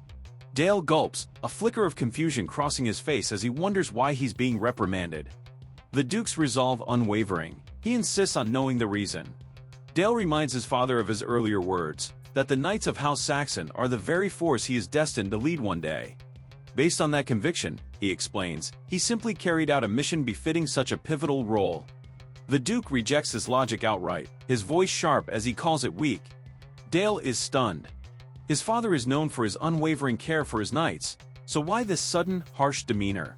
Defiance stirring, Dale challenges his father directly, asking why the Duke merely stood by and watched one of his own knights fall. The Duke's expression darkens. He explains that the northern front of House Saxon, bordering the Demon King's lands, endures relentless monster attacks. The knights who fight there, he states, are not afforded the luxury of expecting rescue. Dale objects, insisting he merely wished to save a knight who had shown such fierce loyalty to his father. The Duke's response is a profound, piercing question. Just as you did one day, perhaps. The lesson continues. Knights, the Duke explains, must learn to think and act for themselves if they are to survive the unforgiving battlefield. By intervening, Dale inadvertently instilled a dangerous belief, that someone else will always come to their rescue. How many knights, the Duke asks, can truly survive with such a dependent mentality? The Duke then clarifies his own solemn duty. He intervenes only when his knights face a threat truly beyond their collective ability to handle. This, he concludes, is the noble burden that House Saxon must forever bear. Dale is left speechless, a chilling realization dawning on him. He had forgotten a principle he, as Han Xiang, once lived by. Yet, even with Dale's resolve unwavering, the Duke simply smiles, placing a hand on his son's shoulder. He commends the young man, acknowledging how Dale's unwavering conviction, translated into action, had left a profound impression. He then imparts a solemn piece of advice: never forget this moment. With that, he bids Dale to return to the castle. Soon, the tale of the Duke's young son, bravely charging into an Orchard for a single night, began to spread like wildfire, becoming the Empire's newest, most captivating gossip. Naturally, the rumors grew wilder with each retelling, some even claiming the young master had single-handedly annihilated 1,000 orcs. A story described as 9/10 truth and 1/10 exaggeration swept across the Empire, reaching every corner. Though Dale himself found the sensationalism utterly embarrassing, this single event ignited a new wind of change within the entire duchy. Days later, as Dale arrived at the duchy's night training grounds, every warrior present knelt in unison, a gesture of profound respect. Dale, flushing with embarrassment, urged them to rise, but Sir Helmet's voice boomed, ordering him to stand proudly. Helmet then turned to the assembled knights, his declaration resolute: "For the future of our young master, we must all become stronger." A thunderous cheer erupted, a unified affirmation of their unwavering loyalty. Dale simply mused at their newfound, fervent enthusiasm. It was then that a maid, Eve, approached him. Eve delivered an important message: the guests from House Erlart were due to arrive. He thanked her, setting off immediately to greet these esteemed visitors. His mind pondered the significance of these special guests. These were no ordinary guests. They hailed from the legendary warrior House of Erlart, once a great noble family within the kingdom of Teutonia, led by none other than the famed sword god, Bartel. But the glory of House Erlart was a relic of the past. When the Empire waged its brutal war of unification, the kingdom of Teutonia fell, and with the tragic demise of the sword god Bartel, the illustrious family crumbled into obscurity. Back within the castle walls, Dale couldn't help but notice Sir Helmet, seemingly lost in a somber contemplation. As he approaches, a silent question hangs in the air. Is Helmet contemplating the legend of the sword god? The very warrior who once guided Helmet's own blade towards knighthood. A rare admission from Helmet confirms it. A bitter taste lingers on his tongue. The Duke, ever observant, notes Dale's punctual arrival, a clear sign of diligent training. Dale, with a nod, confirms his dedication. Just then, the moment is broken by a servant's announcement: the guests have arrived. The Duke's voice rings with authority, demanding nothing less than the utmost respect. And then, they appear.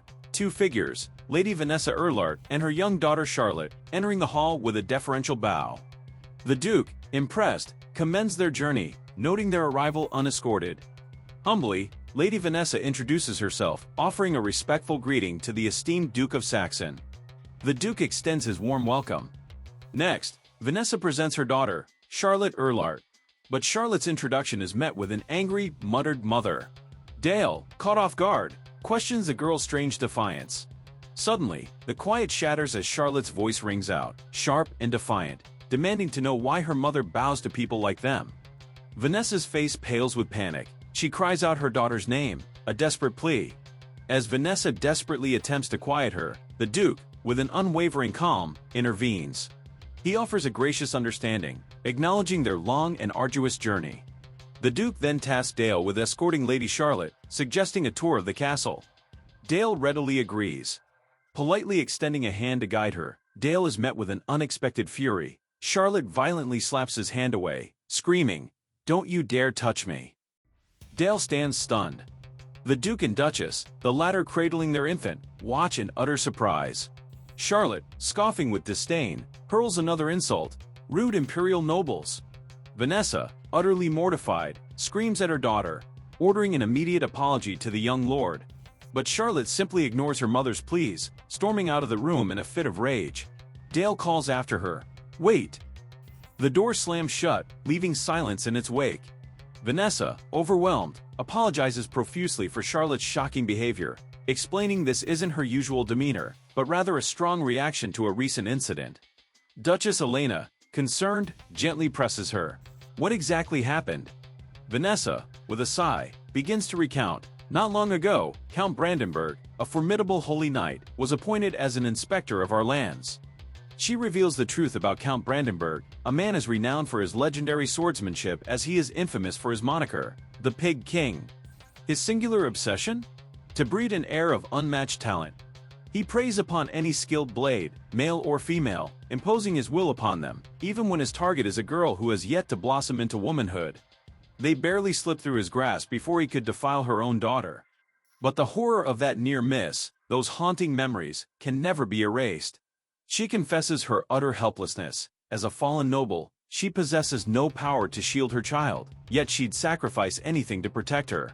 She begs Duke Saxon, take Charlotte in, accept her as a simple maid within his household, a sanctuary where Brandenburg can never again reach her. Meanwhile, Dale discovers Charlotte amidst the dust and echoes of the training grounds. Puzzled by her presence, he senses the undeniable spirit of a knight within her. Do you even know where you're headed? He asks. A quick no is her answer, followed by a meek inquiry about the hand she'd slapped. Dale reassures her it's fine, telling her not to fret. A visible wave of relief washes over Charlotte. Dale observes the lingering traces of tears on her face, realizing the recent trauma still weighs heavily. Beneath that fierce exterior, he concludes, she is still just a frightened child. But then, with a sudden, resolute turn, Charlotte unsheaths her blade. In that case, she declares, her voice ringing clear, you must duel me. She commands Dale of Saxon to draw his own sword. Dale is taken aback, a thought echoing in his mind. This girl, Charlotte, truly does whatever she pleases. She insists, demanding a duel. Why? Dale asks. I've heard many rumors, she responds. Charlotte explains the tales she's heard. How he, an amazing man, single-handedly vanquished 1,000 orcs and saved a fallen knight. Dale cringes internally, knowing the story isn't quite like that, feeling a flush of embarrassment at the wild exaggeration. And then, her voice hardening, she reveals her true purpose. By defeating you, who they say are unparalleled in the Empire, I will show the entire world that I am stronger. I will prove I can protect my family from that man. Dale, listening to her fervent declaration, can only wonder, who is that man she speaks of? Charlotte reveals his identity, the legendary swordmaster, Count Brandenburg. A name that sends a jolt through Dale. Internally, a storm brews. He remembers the other imperial bastard, the one who plunged a knife into his back. His presence here, in this specific moment, is a shock. Though their paths might align, potentially making her an ally, Dale decides a harsh lesson in reality must come first. Charlotte watches, confusion etched on her face, as Dale strides away to retrieve a weapon. His words echo, you're just a child who knows nothing. Then, a challenge. Attack me with everything you've got. Charlotte, her face flushed with anger, retorts, I most certainly will. With a furious lunge, Charlotte's rapier ignites with a vibrant green aura, but Dale's sword meets her blade, blocking the strike. The clash erupts, a whirlwind of rapid, precise movements. Yet, Dale parries each successive blow with unsettling ease. He studies her style, observing a pattern. Every blocked attack is swiftly followed by a lightning-fast wrist movement, transforming into a cunning counterstrike. He also notes the minimal aura she expends. His conclusion, she's using her aura merely to wield the rapier, an oversized weapon for her young frame. Just as mages draw mana from their circles, knights, he muses, exceed their limits by forging aura within their very beings. Blocking yet another strike, a thought surfaces, blood will tell. And as anticipated, blood does not lie, speaking volumes of her formidable lineage. The fierce contest rages on. Charlotte, relentless, continues her assault. A confident smile touches Charlotte's lips. If this is the extent of his skill, then the advantage is clearly hers. Then, memories begin to surface. Her father, gone before she was born. Her mother, who kept his spirit alive with tales whispered every night. Her mother's command, she, the proud daughter of the sword god, must protect their family, in his stead. She thinks of her sword, a weapon that never ceased its dance, even as their homeland crumbled and their family shattered. Why then, she seethes, is this boy, Dale, constantly deflecting her every move? An unsettling realization dawns. Her blade lashes out again, But Dale's perfect parry halts her cold, the force of the block rattling her to her core. In a blur, he disarms her, her sword spinning through the air. The blade clatters to the earth, and Charlotte collapses to her knees. How could she, the legendary daughter of the sword god, be defeated? He steps closer. Tears well in her eyes as she meets his gaze. His words are stark, because you are not the sword god. He clarifies that her pride, as the sword god's daughter, is not misplaced. Yet, his tone turns grave. In your current state, you will never protect your family from him. He reveals a chilling truth. The Swordmaster Brandenburg's blade is tens of times stronger, even than Dale's own skill right now. The brutal reality breaks her, and Charlotte weeps. Still shattered, Charlotte's voice trembles. What am I to do? Standing tall, Dale of Saxon makes an astonishing declaration. He will stake the very name of the ducal family to become the guardian of the Erlart household. Charlotte is stunned. He elaborates on his incredible offer. Until the day she is strong enough to defeat that man, Brandenburg, he and House Saxon will stand as her impenetrable shield. She asks him, why? His answer is clear. Her sword, her undeniable talent, is worth everything. He then asks her to swear, to become a sword for him and for House Saxon. A faint smile touches Charlotte's lips. An offer like this, she declares, she could never refuse. With profound reverence, she kneels. In the name of Charlotte Erlart, she swears an oath upon her honor as a knight. Though it may seem a mere promise between two young souls, the formidable determination woven into those words made it an oath worthy of legends.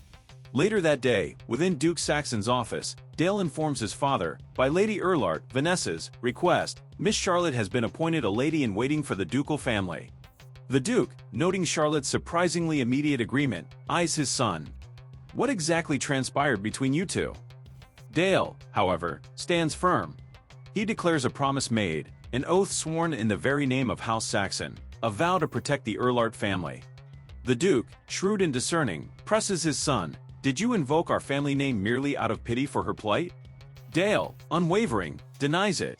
Then comes the pivotal question. What, exactly, do you seek to gain from all this, Dale? Dale's response is a revelation. Charlotte, he explains, is the sole descendant of the legendary sword god himself. Her talent, as one would expect, is nothing short of exceptional. He then unveils his masterstroke, an oath of loyalty secured from the girl herself. What he seeks to gain, he declares, is a living sword god, a strategic asset to be wielded for the ultimate benefit of House Saxon. A slow, approving smile spreads across the Duke's face. He clearly admires the depth and cunning of Dale's grand design. Dale, a sly smile playing on his lips, thinks to himself, with the sword god's last descendant now under my wing, this is a truly devastating blow against that detestable Brandenburg. Meanwhile, the scene dramatically shifts to Malberg, the former capital of Teutonia. There, Count Brandenburg explodes in a fit of absolute fury, furniture splintering under his wrath. How dare they make the first move, he rages, his voice thick with indignation. As one cowering subordinate attempts to apologize, Brandenburg unleashes a torrent of abuse, branding them stupid fools. How, he demands, could they fail to capture one insignificant little brat?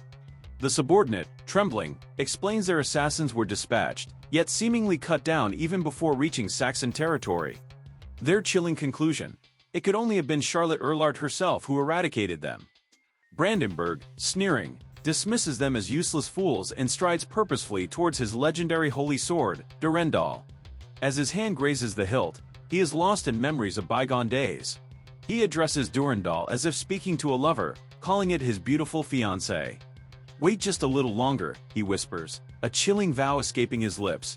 He will secure the perfect lineage to succeed him, to wield the sacred blade, no matter the price. With newfound resolve, he barks orders. The Thieves' Guild is to be summoned immediately, and agents dispatched to the Duchy of Saxon. He declares he will pay any price, even a staggering 1,000 gold pieces, to bring that filly Charlotte before him. A week swiftly passes since Charlotte pledged her solemn oath of fealty. She now finds herself settling into the opulent Duke's castle, acutely aware of the stark contrast to her former life in Teutonia, as she endures rigorous training to become a proper lady-in-waiting.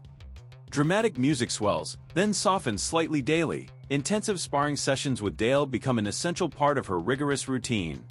Under the watchful eye of Sir Helmet, their mentor, the question hangs in the air. Are you ready? Dale's confident ready. is met with Charlotte's equally firm affirmation. A slight smile plays on Helmet's lips as he declares the duel officially begun. Instantly, their blades sing as they clash. The training duel unfolds, a blur of rapid, calculated exchanges. As Dale and Charlotte's intense bout rages on, Sir Helmet observes, a cascade of thoughts running through his mind. He questions if this is truly a clash between mere children. While acknowledging their skill hasn't yet reached the knight's mastery, he detects a terrifying killing intent and raw speed emanating from their every move. The duel intensifies further. Dale, cunningly, uses his cloak to momentarily distract Charlotte. Charlotte, though momentarily flustered, refuses to falter, responding with a precisely aimed attack towards Dale. Suddenly, Helmet intervenes, a blur of motion. He halts Charlotte's strike midair and seizes Dale before a counterattack can even be conceived. He commends their exceptional performance, singling out Lady Charlotte with a nod of approval. But she quickly dismisses the praise, her voice serious as she presses him. "What am I lacking?" He poses a question in return. "Do you truly understand the essence of the rapier?" Her immediate answer is clear: to pierce. But Helmet swiftly denies her, revealing that the true essence lies not in the blade, but in the legs, in the art of footwork. He elaborates, Dale managed to close the distance while simultaneously evading her thrust. In that crucial moment, she should have retreated, creating space to seek out a new opening. He further explains that with a rapier, excessive bending or extending of the arm to apply force causes the blade to vibrate, rendering precise piercing exceedingly difficult.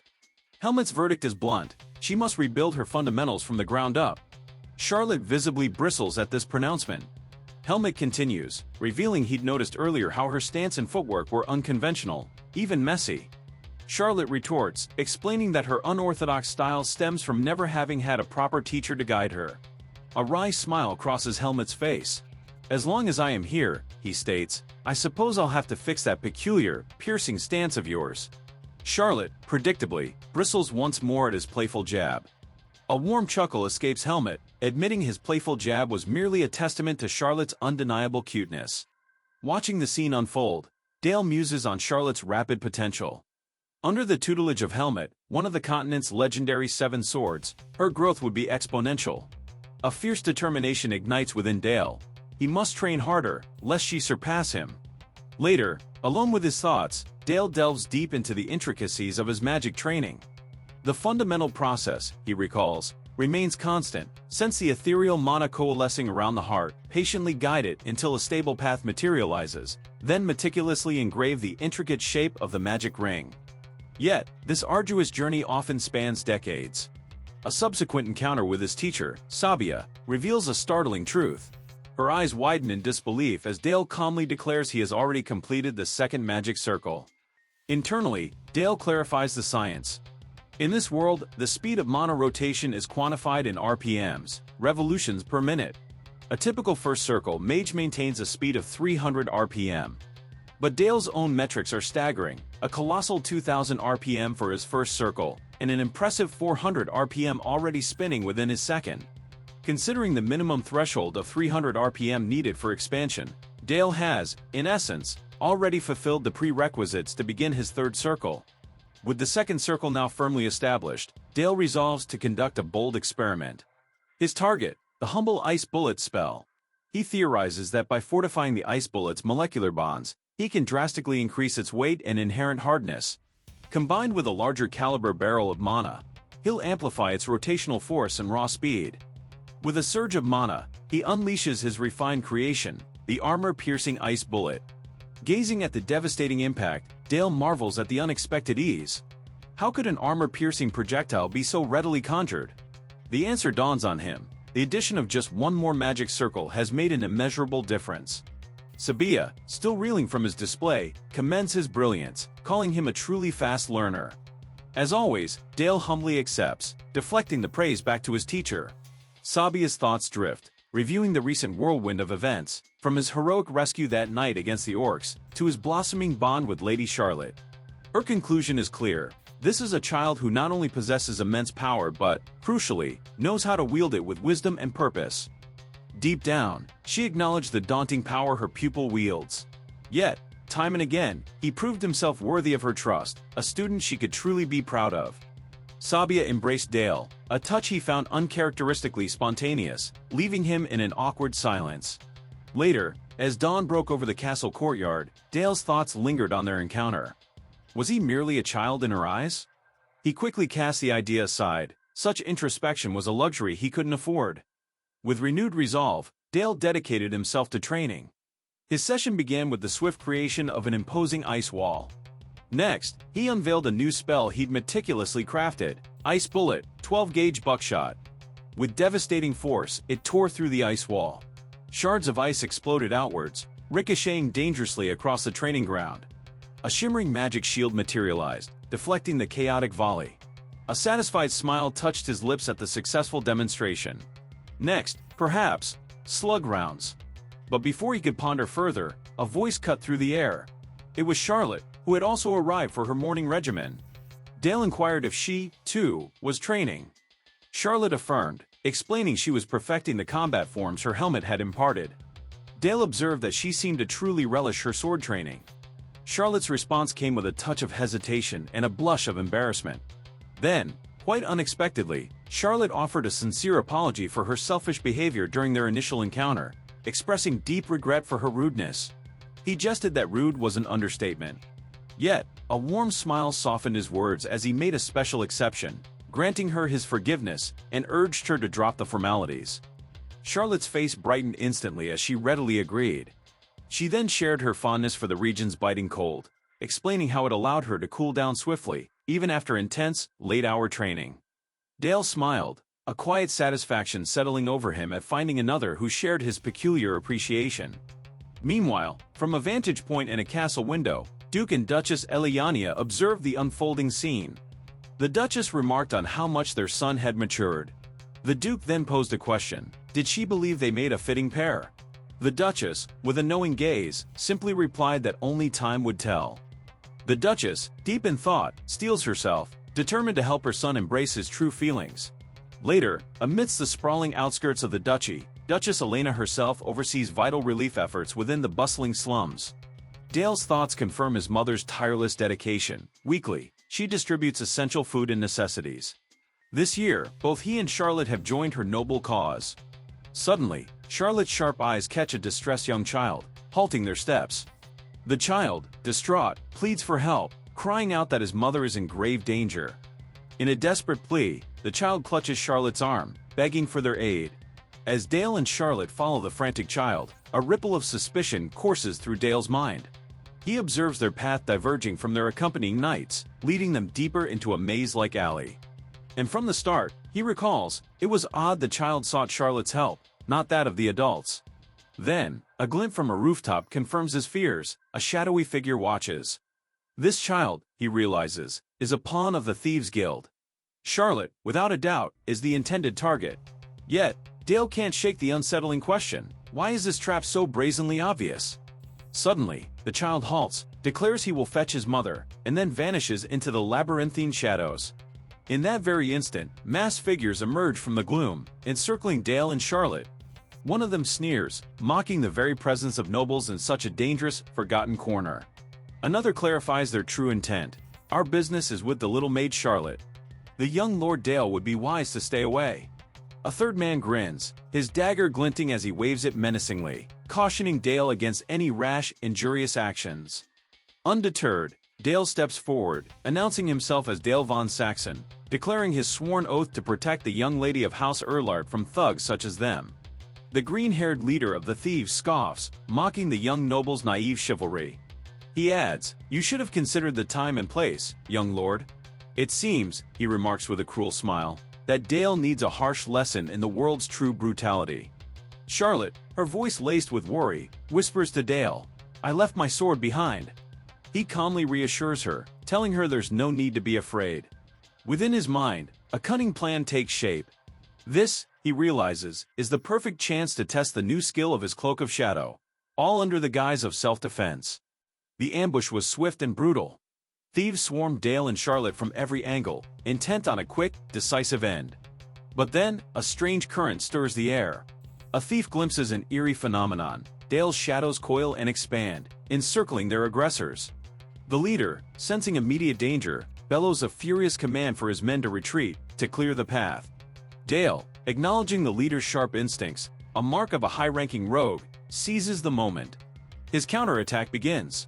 Unleashing a grim new ability forged in his ascent to the second circle, Dale plunges a shadowy tendril into one of the thieves, implanting a parasite of pure darkness. A chilling scream rips through the alley as the creature burrows deep within its host. The leader watches, terror-struck, his mind racing to comprehend the horror Dale is conjuring. Before their horrified eyes, the infected thief contorts, transforming into a grotesque undead soldier, its voice a guttural shriek, "I'm hungry." Panicked, the leader barks desperate orders, "Kill that thing!" But a moment of grim realization freezes him. They are trapped. One misstep, and death awaits them all. With a desperate roar, he charges forward, entering the fray himself. He boasts, eyes burning, that within these confines, not even the combined might of two oracles could withstand his fangs, his twin, glowing daggers. Dale, however, effortlessly deflects the assault with a shroud of shadows, already poised for his own decisive strike. The thief leader curses under his breath, his confidence faltering. Then, Dale unveils another devastating spell, double-barreled 12-gauge buckshot. A volley of arcane projectiles erupts from his hand, slamming directly into the leader. The sheer force sends the leader sprawling backward, a raw display of power that leaves Charlotte wide-eyed in shock. Dale stands unmoving amidst the chaos, while his grotesque shadow soldier continues its relentless assault on another cowering thief. Dale observes that the leader, despite the brutal impact, still lives, a testament, he surmises, to an aura-infused defense. Wounded but defiant, the leader struggles to his feet, a guttural yell escaping his lips. "I'm not finished yet." He charges, screaming, "Die!" But before he can even close the distance, Dale's shadows surge forward, a silent, deadly blade, cleaving the leader in two. Simultaneously, the undead soldier lets out a drawn-out, horrifying cry, "I'm so hungry," as it tears apart yet another thief's body. As the gruesome battle finally draws to a close, Dale turns to Charlotte, still seated on the ground, and gently asks if she's all right. Her answer, a firm numb. Dale's hand finds Charlotte's, a reassuring grip. Nearby, a wounded thief groans, stirring on the cold earth. The thief, desperate, attempts to crawl away, but a shard of ice erupts from Dale's hand, piercing his foot, pinning him down. Only one remains, whimpering, pleading for mercy. Dale recalls the shadowy entity, its form coalescing beside him. The thief, trembling, offers all he knows, begging for his life in return. Dale's gaze intensifies. "Everything you know?" The thief nods frantically, desperation etched on his face. Dale raises his hand, a chilling aura forming. "I'm not particularly interested," he states, his voice devoid of warmth. A devastating magical explosion erupts, engulfing the last thief, ending his life instantly. Charlotte stands frozen, witnessing the brutal display. Dale turns to her, explaining, "This is the feared face of the Saxon Duchy, a power that strikes terror. But it is also the strength that will protect you." He asks, "Are you afraid, Charlotte, after seeing such a sight?" She admits a tremor of fear, but quickly adds, "It's all right. You did this to protect me." Then, her voice firm, she reiterates the vow made that fateful day. "If your family is my shield, I will become your sword, ready to be wielded in your service, repaying this debt." She thanks him, her voice filled with fervent gratitude, for showing her a future, vowing to become stronger.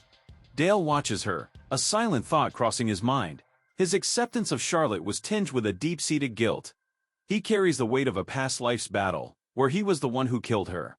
Her offer to become his sword therefore resonated with a far deeper meaning than he could have ever conceived.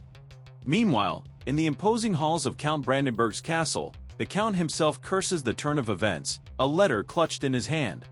It was an invitation to Saxon Castle, a thinly veiled summons from the infamous Black Duke of Saxon, demanding accountability for the attempted kidnapping. Brandenburg, even as the Empire's revered holy sword, knew he had no option but to obey. Days later, Count Brandenburg's retinue arrives at the formidable Saxon castle. Inside, the Duke, regal on his throne with Dale standing silently by his side, offers a chilling welcome, noting the Count's arduous journey. The Duke expresses surprise at his swift arrival, offering a slight apology for the less-than-grand welcome.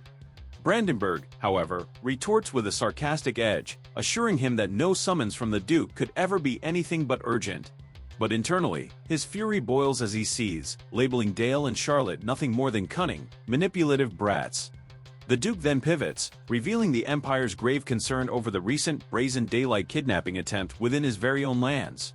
Brandenburg quickly surmises the reason for his summons, scoffing internally at the notion that he, the Emperor's loyal sword, could ever be implicated in such a dishonorable affair.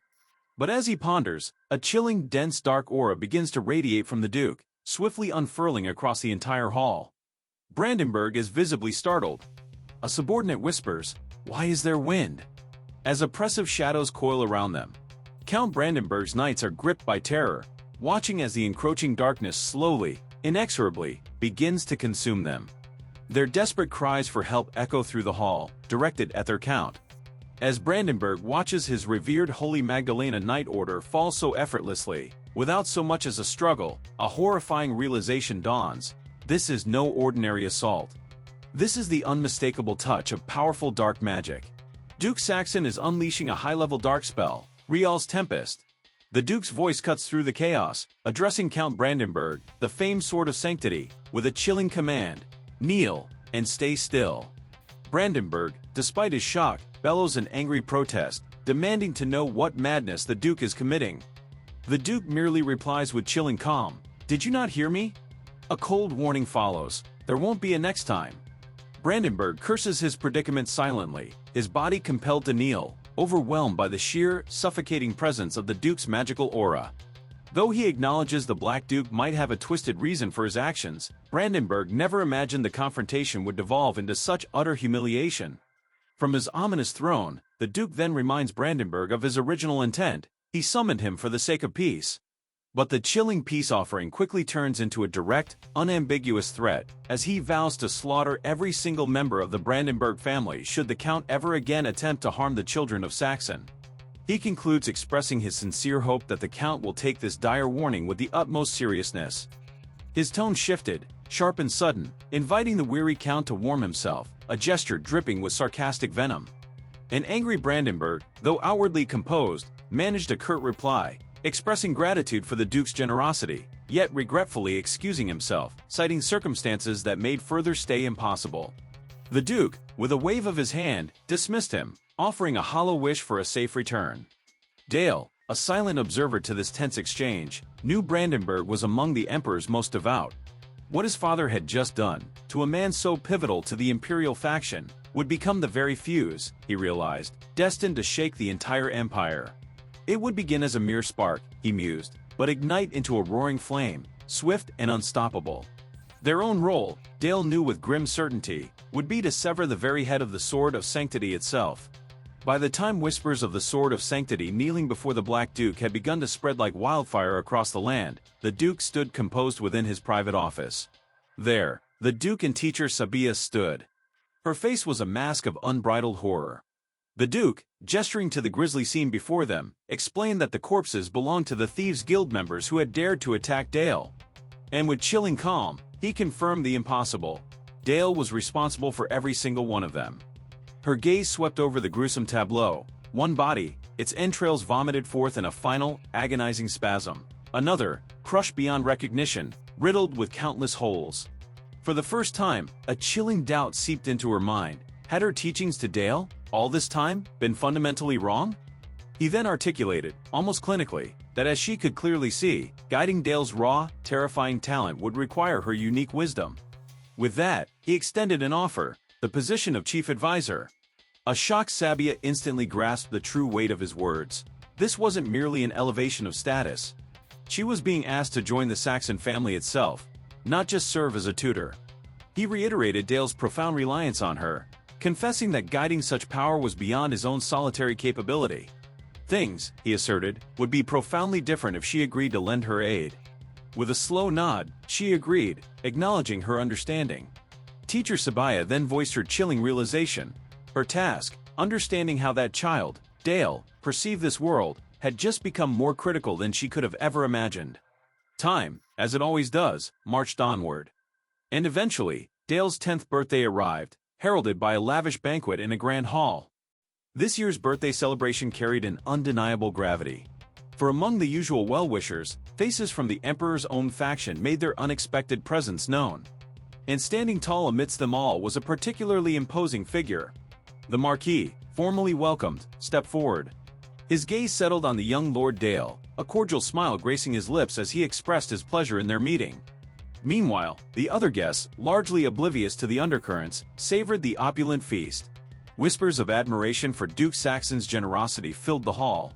They marveled at such lavishness, unthinkable for the North's rugged heartland, dispelling their previous doubts about the duchy's perceived remoteness from the imperial core. But Dale's eyes saw more than just festivities. He recognized them, the central nobles, the very heart of the imperial capital, the Emperor's faction, wielding immense power in his name. Their presence here, at this particular moment, clicked into place. It wasn't a friendly visit, it was an implicit warning. A clear message from the imperial family: they would not tolerate the humiliation suffered by their Sword of Sanctity, Count Brandenburg. And now, standing before him, was the very messenger, the Marquis, who understood this warning with chilling clarity. The Marquis's eyes, sharp and assessing, met Dale's. "So," he mused, a subtle inflection in his voice, "this is the young Lord Dale." Then, he introduced himself, not by name, but by his ominous title, the Crimson Lord. Dale's mind raced, piecing together the implications of that name. The Crimson Lord. He was the feared head of the Red Magic Tower, a dominion dedicated to fire, fury, and order enforced by raw power. Their mages embodied the Empire's might makes right ethos, ruthless instruments forged to execute imperial ambitions without hesitation. A chilling memory surfaced from his past life. The forced magical modifications, the agonizing experiments, all at the hands of those very Red Tower mages. Breaking the silence, the Marquis spoke again. "I've heard tales of the ducal family's miracle genius, a magical talent said to be unrivaled across the Empire."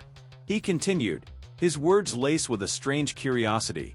"Rumors say, at merely 9 years old, you single-handedly annihilated an entire orc horde, all to protect one of your family's knights." The declaration echoes, Dale is truly the Duke's son. A faint smile touches Dale's lips as he offers a polite thank you, wishing the man an enjoyable evening before gracefully excusing himself. As he turns, a quiet weariness washes over him. Each year, the forced smiles, the endless well wishes. A ritual he finds utterly draining. His thoughts drift to Charlotte, longing for the rigorous training they could share. But her official duties as his mother's lady-in-waiting keep them apart. Even more critically, the stark reality hits him. For Charlotte, daughter of the legendary sword god, to be seen practicing swordsmanship would invite untold danger. Suddenly, the elegant murmurs of the party are shattered by a piercing scream, followed by a man's gruff voice, ordering a damned maid to stay still. Dale's head snaps up, searching for the source. He follows the distressed cries, his blood running cold at the sight. A brute of a man, assaulting a terrified maid. She lies defenseless on the floor, pleading for him to stop, desperately invoking the name of House Saxon. The portly guest, his face contorted in rage, snarls back, "How dare a lowly maid utter the Duke's family name?" He bellows, rationalizing his actions. "It's the young lord's birthday. Everyone's supposed to be having fun." He then adds, with a grotesque leer, that instead of wasting time on this nonsense, it's better to play with a girl.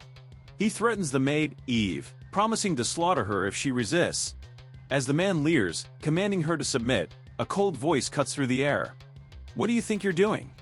Dale stands there, his gaze like ice. The man, a guest named Petro, freezes, his flustered eyes wide with shock at the sight of young Lord Dale. He stammers, attempting to worm his way out, then, regaining some vile confidence, rudely asks Dale if he's ever enjoyed a woman, given his youth. He even offers to teach him personally, all while maintaining his cruel grip on the trembling Eve, a glinting knife now pressed against her. Dale ignores the grotesque provocation, his eyes fixed on Eve. "Don't worry," he reassures her, his voice firm. "I will save you soon." In this rigidly class-based society, Petro could never conceive that a noble like Dale would dare attack an imperial guest. A crucial miscalculation that Dale intends to exploit. Exploiting Pro's hesitation, he conjures a chilling ice spell that strikes true.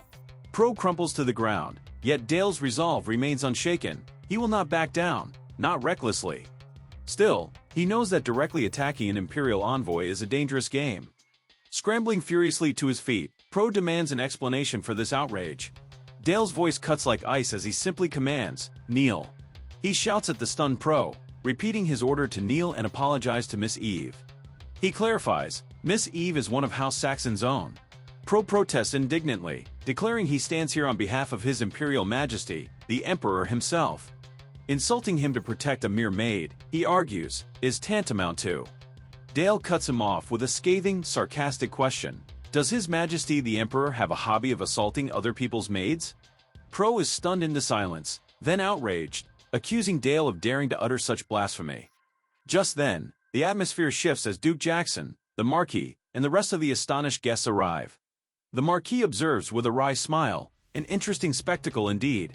The Duke turns to his son, Dale, inquiring about the cause of this commotion. Dale explains matter-of-factly that this man, Pro, was attempting to assault a maid of House Saxon. One noble interjects, sarcastically asking if Dale truly treats Sir Pro with such contempt for what seems to be a trivial reason. Pro seizes the opportunity, quickly complaining to the Duke about the immature young lord. Dale sternly interrupts him, a chilling question echoing, "Who allowed you to stand?" He then addresses the guests, explaining that nobles from the imperial capital are charged with the sacred duty of representing the emperor himself. Yet, this man, Pro, attempted to tarnish that very reputation by assaulting a lowly maid. For this reason, he declares he could not tolerate Sir Pro's disgraceful behavior.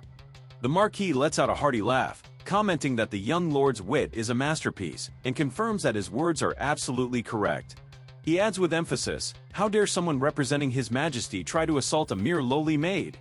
Then, in a chilling turn, he calls his attendant Tulara and orders him to kill this insect, Pro. Pro is utterly stunned, letting out a desperate scream for help. Suddenly, a burst of fire erupts as Ulysses launches an attack. A searing agony rips through Pro as he burns, his screams echoing. Marquis Ulysses, with chilling conviction, declares young Lord Dale's words to be absolute truth. It is his sacred duty, he proclaims, to incinerate any insects daring to insult the imperial family and the empire itself. With a final, decisive gesture, Marquis Ulysses concludes the gruesome spectacle, his gaze fixed on young Lord Dale, expressing boundless hopes for his future. As the commotion finally subsides, the Emperor's enforcers depart, and a fragile peace once again descends upon Duke Saxon's castle. Sometime later, on a quiet morning, the maid Eve gently rouses young Lord Dale from his slumber. He offers his thanks, but a subtle hesitation in her demeanor catches his attention. "Is there something you wish to say, Eve?" he inquires. Eve, her voice barely a whisper, thanks him in return, her pride in serving him radiating from her. Dale wonders internally why such a simple sentiment caused her pause. Despite his extended time in this world, he muses, this unwavering respect still feels alien to him. Yet, he knows he must adapt. He offers his thanks to Eve once more. As the eldest son of House Saxon, Dale understands the immense weight of his name. He vows, with grim determination, to leverage every resource at his disposal to dismantle the very empire. Later that day, the Duke summons his son, Dale, to the solemn confines of his private office. The Duke begins, admitting he considers Dale a brilliant child, yet his recent actions have undeniably taken a strange turn. He demands an explanation. Dale, however, completely catches him off guard. He poses a startling question. "Did you know, father, that if the hero from another world hadn't perished in his epic battle against the Sword God Lord, the very next target of that hero's blade would have been the Duchy of Saxon itself?" The Duke is utterly stunned by this revelation. Recovering, the Duke labels it a bold, even reckless statement. "What makes you so certain?" he presses. Dale hesitates, his mind racing. The true reason, he thinks, is knowledge from his past life, the Empire's sinister plots against House Saxon. But he swiftly formulates a different narrative. In reality, he explains to his father, the Empire chose to dispose of the hero's immense power, fearing this formidable hunting dog would inevitably spiral beyond their control. He elaborates, adding that even after the hero's triumph over the Demon King, the Empire never truly eradicated the lingering darkness within the Demon King's former lands. Instead, a preposterous decree was issued. The Saxons were to reclaim those desolate lands, transforming them into imperial territory. This audacious command would bleed their resources dry, all while these very lands were granted to the Duke as mere stolen spoils. Dale concludes, as long as the encroaching darkness in that unforgiving land persists, their unending struggle, their draining sacrifice will never cease. Worse still, both the Empire's populace and those beyond the northern reaches cast their judgmental gazes, branding the Saxons as the clan of darkness. For this very reason, just as the Empire once silenced its own hero, so too will it inevitably seek to extinguish this internal threat, the Saxons themselves. The Duke, astonishment etched across his face, queries his son, "How could you possibly know of the hero's demise?" Dale calmly responds that it is merely his own deduction, gleaned from countless hours spent within the archives. The official narrative, he states, simply lacks logic. The Empire's grand tale speaks of an honorable end for the hero, fallen in a legendary duel against the fabled sword god, Lord Battle. Within his mind, Dale muses. His father must be truly stunned that he, Dale, has unearthed a truth known only to a select few, simply through the quiet pursuit of knowledge. Dale presses on with his chilling analysis. If my deduction holds true, then the Empire's so-called justice is nothing more than the brutal fiat of a tyrant, employing violence to subjugate and plunder weaker nations. The Duke fixes his gaze upon his son, a profound realization dawning upon him. This child possesses the wisdom of ages.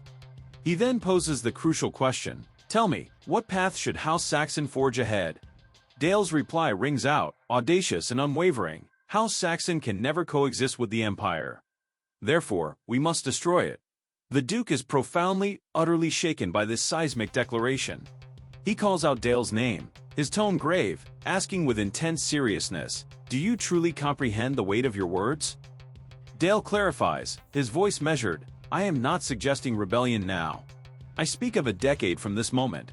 A decade? The Duke muses. Dale continues his strategic exposition, clarifying to his father that even today, throughout the vast continent, numerous resistance forces yearn for independence, awaiting their moment. But even powerful lords, like Duke Saxon himself, harbor a deep-seated fear that the Empire will eventually turn its sword against them. Dale paints a grim picture, a shrinking economy, banditry multiplying with each passing day, and the unhealed scars of war festering, despite the continent's supposed unification being complete. His strategic proposal is clear. For the next 10 years, until the opportune moment, they must tirelessly build their strength, a shield to protect their home from the Empire's crushing gaze. And the method? Covertly supporting the active resistance forces already fighting in various regions. Dale meticulously outlines his entire audacious plan to dismantle the Empire, speaking until the sun dips below the horizon, before finally turning to his father for his opinion. The Duke responds with a booming laugh, his eyes shining with pride. The depth of his son's talent, he proclaims, is utterly immeasurable. He openly admits that Dale can perceive a future far beyond his own understanding, and his immense pride in Dale, his son, is palpable, overflowing. From this day, he vows, Dale will no longer be treated as merely his eldest son, nor a 10-year-old child, but with the profound respect due to the future head destined to lead House Saxon. Dale, deeply moved, takes in his father's words. The Duke affirms that from this moment, as one head to another, he will listen and respect Dale's every word. Dale instantly recognizes this as the pivotal moment he's been meticulously orchestrating, the right to wield the immense power of House Saxon with his own hands.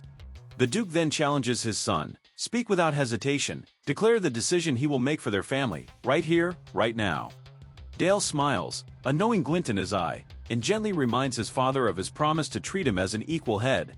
Based on that, he calmly requests permission to participate in the infamous tower trial in Necropolis. The Duke is utterly shocked, a stunned silence filling the room. Now, for those unfamiliar, the tower trial isn't merely a game. It's a grueling ranking system, designed to determine the absolute hierarchy among mages who brave the magic tower's fearsome guardians. Defeat high-level guardians, and you earn the coveted right to become an Elder of the Tower. But the one who stands victorious at the absolute summit? They are bestowed the ultimate title, Tower Master. The Duke, his voice a somber warning, cautioned his son.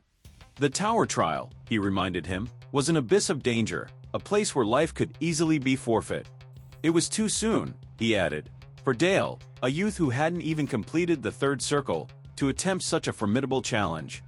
But Dale, his gaze firm, confidently countered. He would reach the third circle soon. The Duke, however, pointed out the stark reality. The third circle typically wasn't mastered until one's mid-20s. Even for Dale, a prodigy who had already conquered the second, it remained a formidable task. Dale, unwavering, insisted. This was a decision, he explained, not just for him, nor merely for his father, but for the enduring legacy of House Saxon itself. When his father questioned his meaning, Dale clarified, should he prove himself through the trial, his father's status as Duke would be indelibly solidified, all thanks to an heir of such caliber. Furthermore, he would forge a reputation of genuine trustworthiness, far beyond the idle gossip of mere enthusiasts. The Duke paused. Is this the true reason you seek this trial? Dale, his eyes resolute, confirmed it. A faint smile touched the Duke's lips. He understood, he told his son, and would leave the final judgment to him. Dale, a spark of triumph in his eyes, rejoiced, pledging to his father that he would prove every word. Days later, the journey complete, the Duke and Dale arrived at the ominous gates of Necropolis, the very city of the dead. The massive, ancient doors slowly groaned open. The Black Duke was received with solemn reverence by all assembled. Beside him, however, Dale stifled a yawn, a silent admission that perhaps, just perhaps, he had overextended himself this time. The hushed crowds of Necropolis quickly took notice of Duke Saxon and his son, Lord Dale. One whispered, questioning if the rumors were true, was Dale indeed a magical genius unlike any the Empire had ever witnessed? Another, observing Dale's weary demeanor, scoffed, he looks miserable, don't fall for the tales. The whispers continued, growing bolder. A sarcastic voice pierced the air, I heard Dale's swordsmanship rivals the Duke's own knights, pathetic. Suddenly, Felix, the Academy's top graduate, stepped forward, his voice cutting through the murmurs. It is I who deserves to win this test, he declared, eyes burning with ambition, not some weak-looking duchy brat like Dale. Finally, amidst the hostile gazes, Dale and his father reached the foot of the ominous tower. A woman, Iris, steps forward, her respect immediately evident as she bows before the tower master, the Duke. The Duke returns her greeting, and Iris, in turn, pledges her unwavering loyalty to Lord Dale. We learn Iris is no ordinary aide. She is an elder of the tower and the esteemed Secretary General, the very hands that guide the tower's affairs in the Black Duke's absence. The Duke then informs his son that Iris will be his guide through the upcoming test. Dale readily accepts, entrusting himself to her care. With a simple, of course, she gestures for him to follow.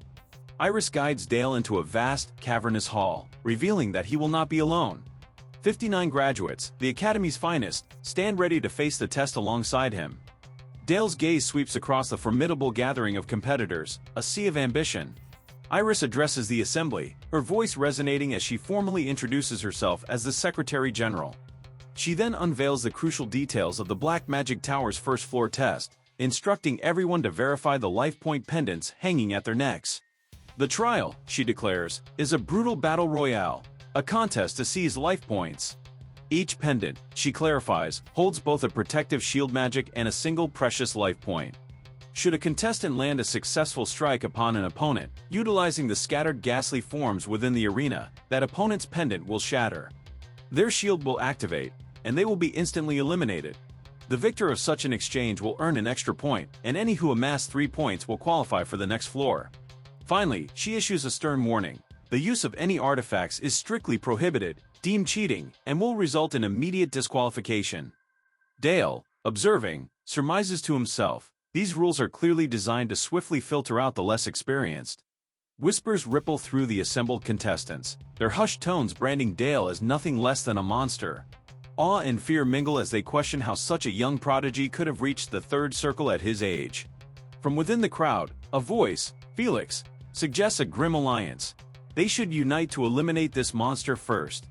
Yet, a murmur of caution arises. Is it truly safe to attack the young lord? Felix, however, swiftly dismisses this apprehension, asserting that once the test commences, all competitors stand as equals. Dale, having overheard their audacious plan, inwardly commends their confidence. He silently challenges them, eager to see if their bravado matches their skill. Then, with a resounding declaration, Iris announces the commencement of the test.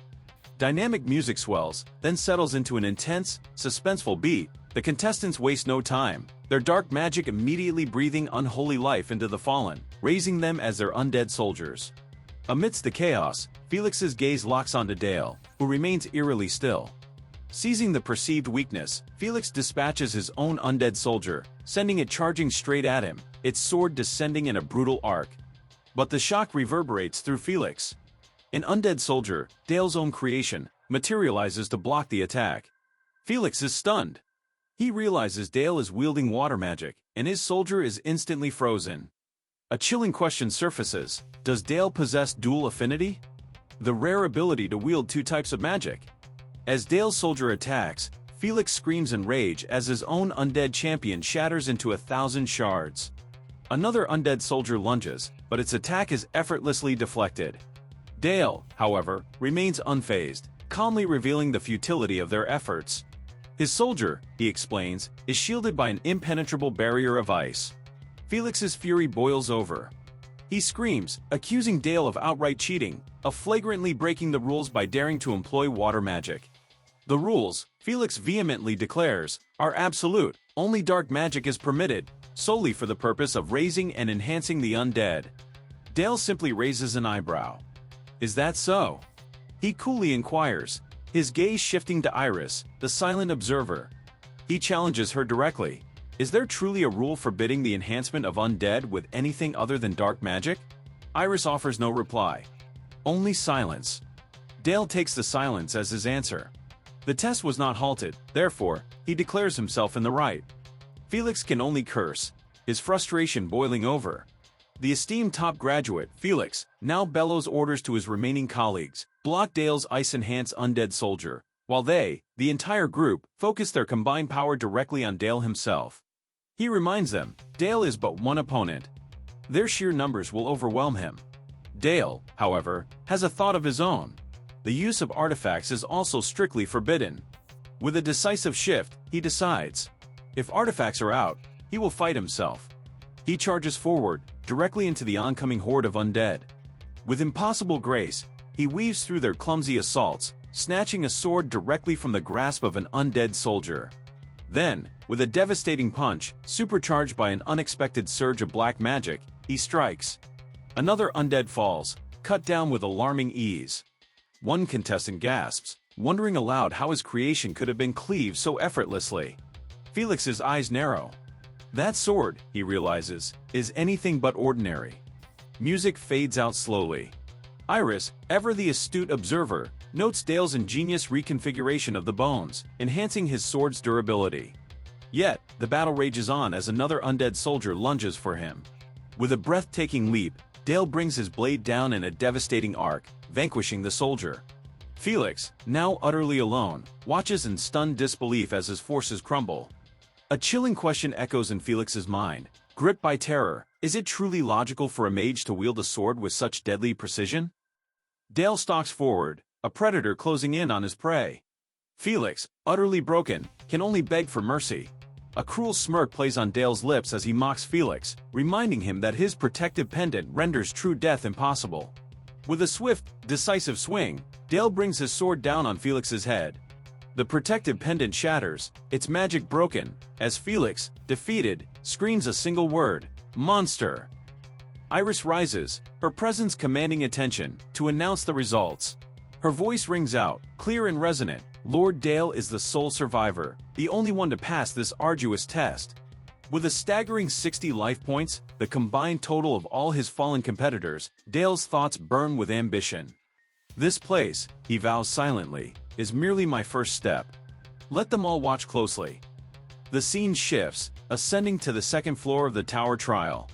Here, a new formidable challenge awaits: the defeat of the Guardian, a monstrous flesh golem. Dale's thoughts explain the grim reality. Typically, survivors from the first floor would team up to tackle this Guardian. But he eliminated them all, leaving him utterly alone. And unlike the brutal constraints of the first floor, here, all types of magic are permitted.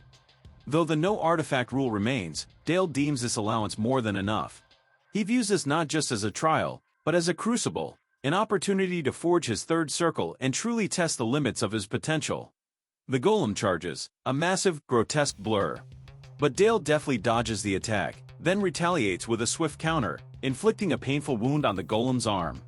The behemoth recoils in genuine shock. A sinister smile spreads across Dale's face as he begins to cast a new, ominous spell: Accelerated Decay. Iris, the ever-watchful observer, perceives immediately that the magic the young lord is weaving is anything but ordinary. The golem's monstrous body begins to corrode and wither under the spell's horrifying touch. Iris wonders, observing the grotesque transformation, why Dale chose to corrupt his target rather than simply dismember it. Dale contemplates the accelerated decay magic, his mind drifting back to a past life where biochemical warfare, alongside firearms, was a key strategy when facing monstrous threats.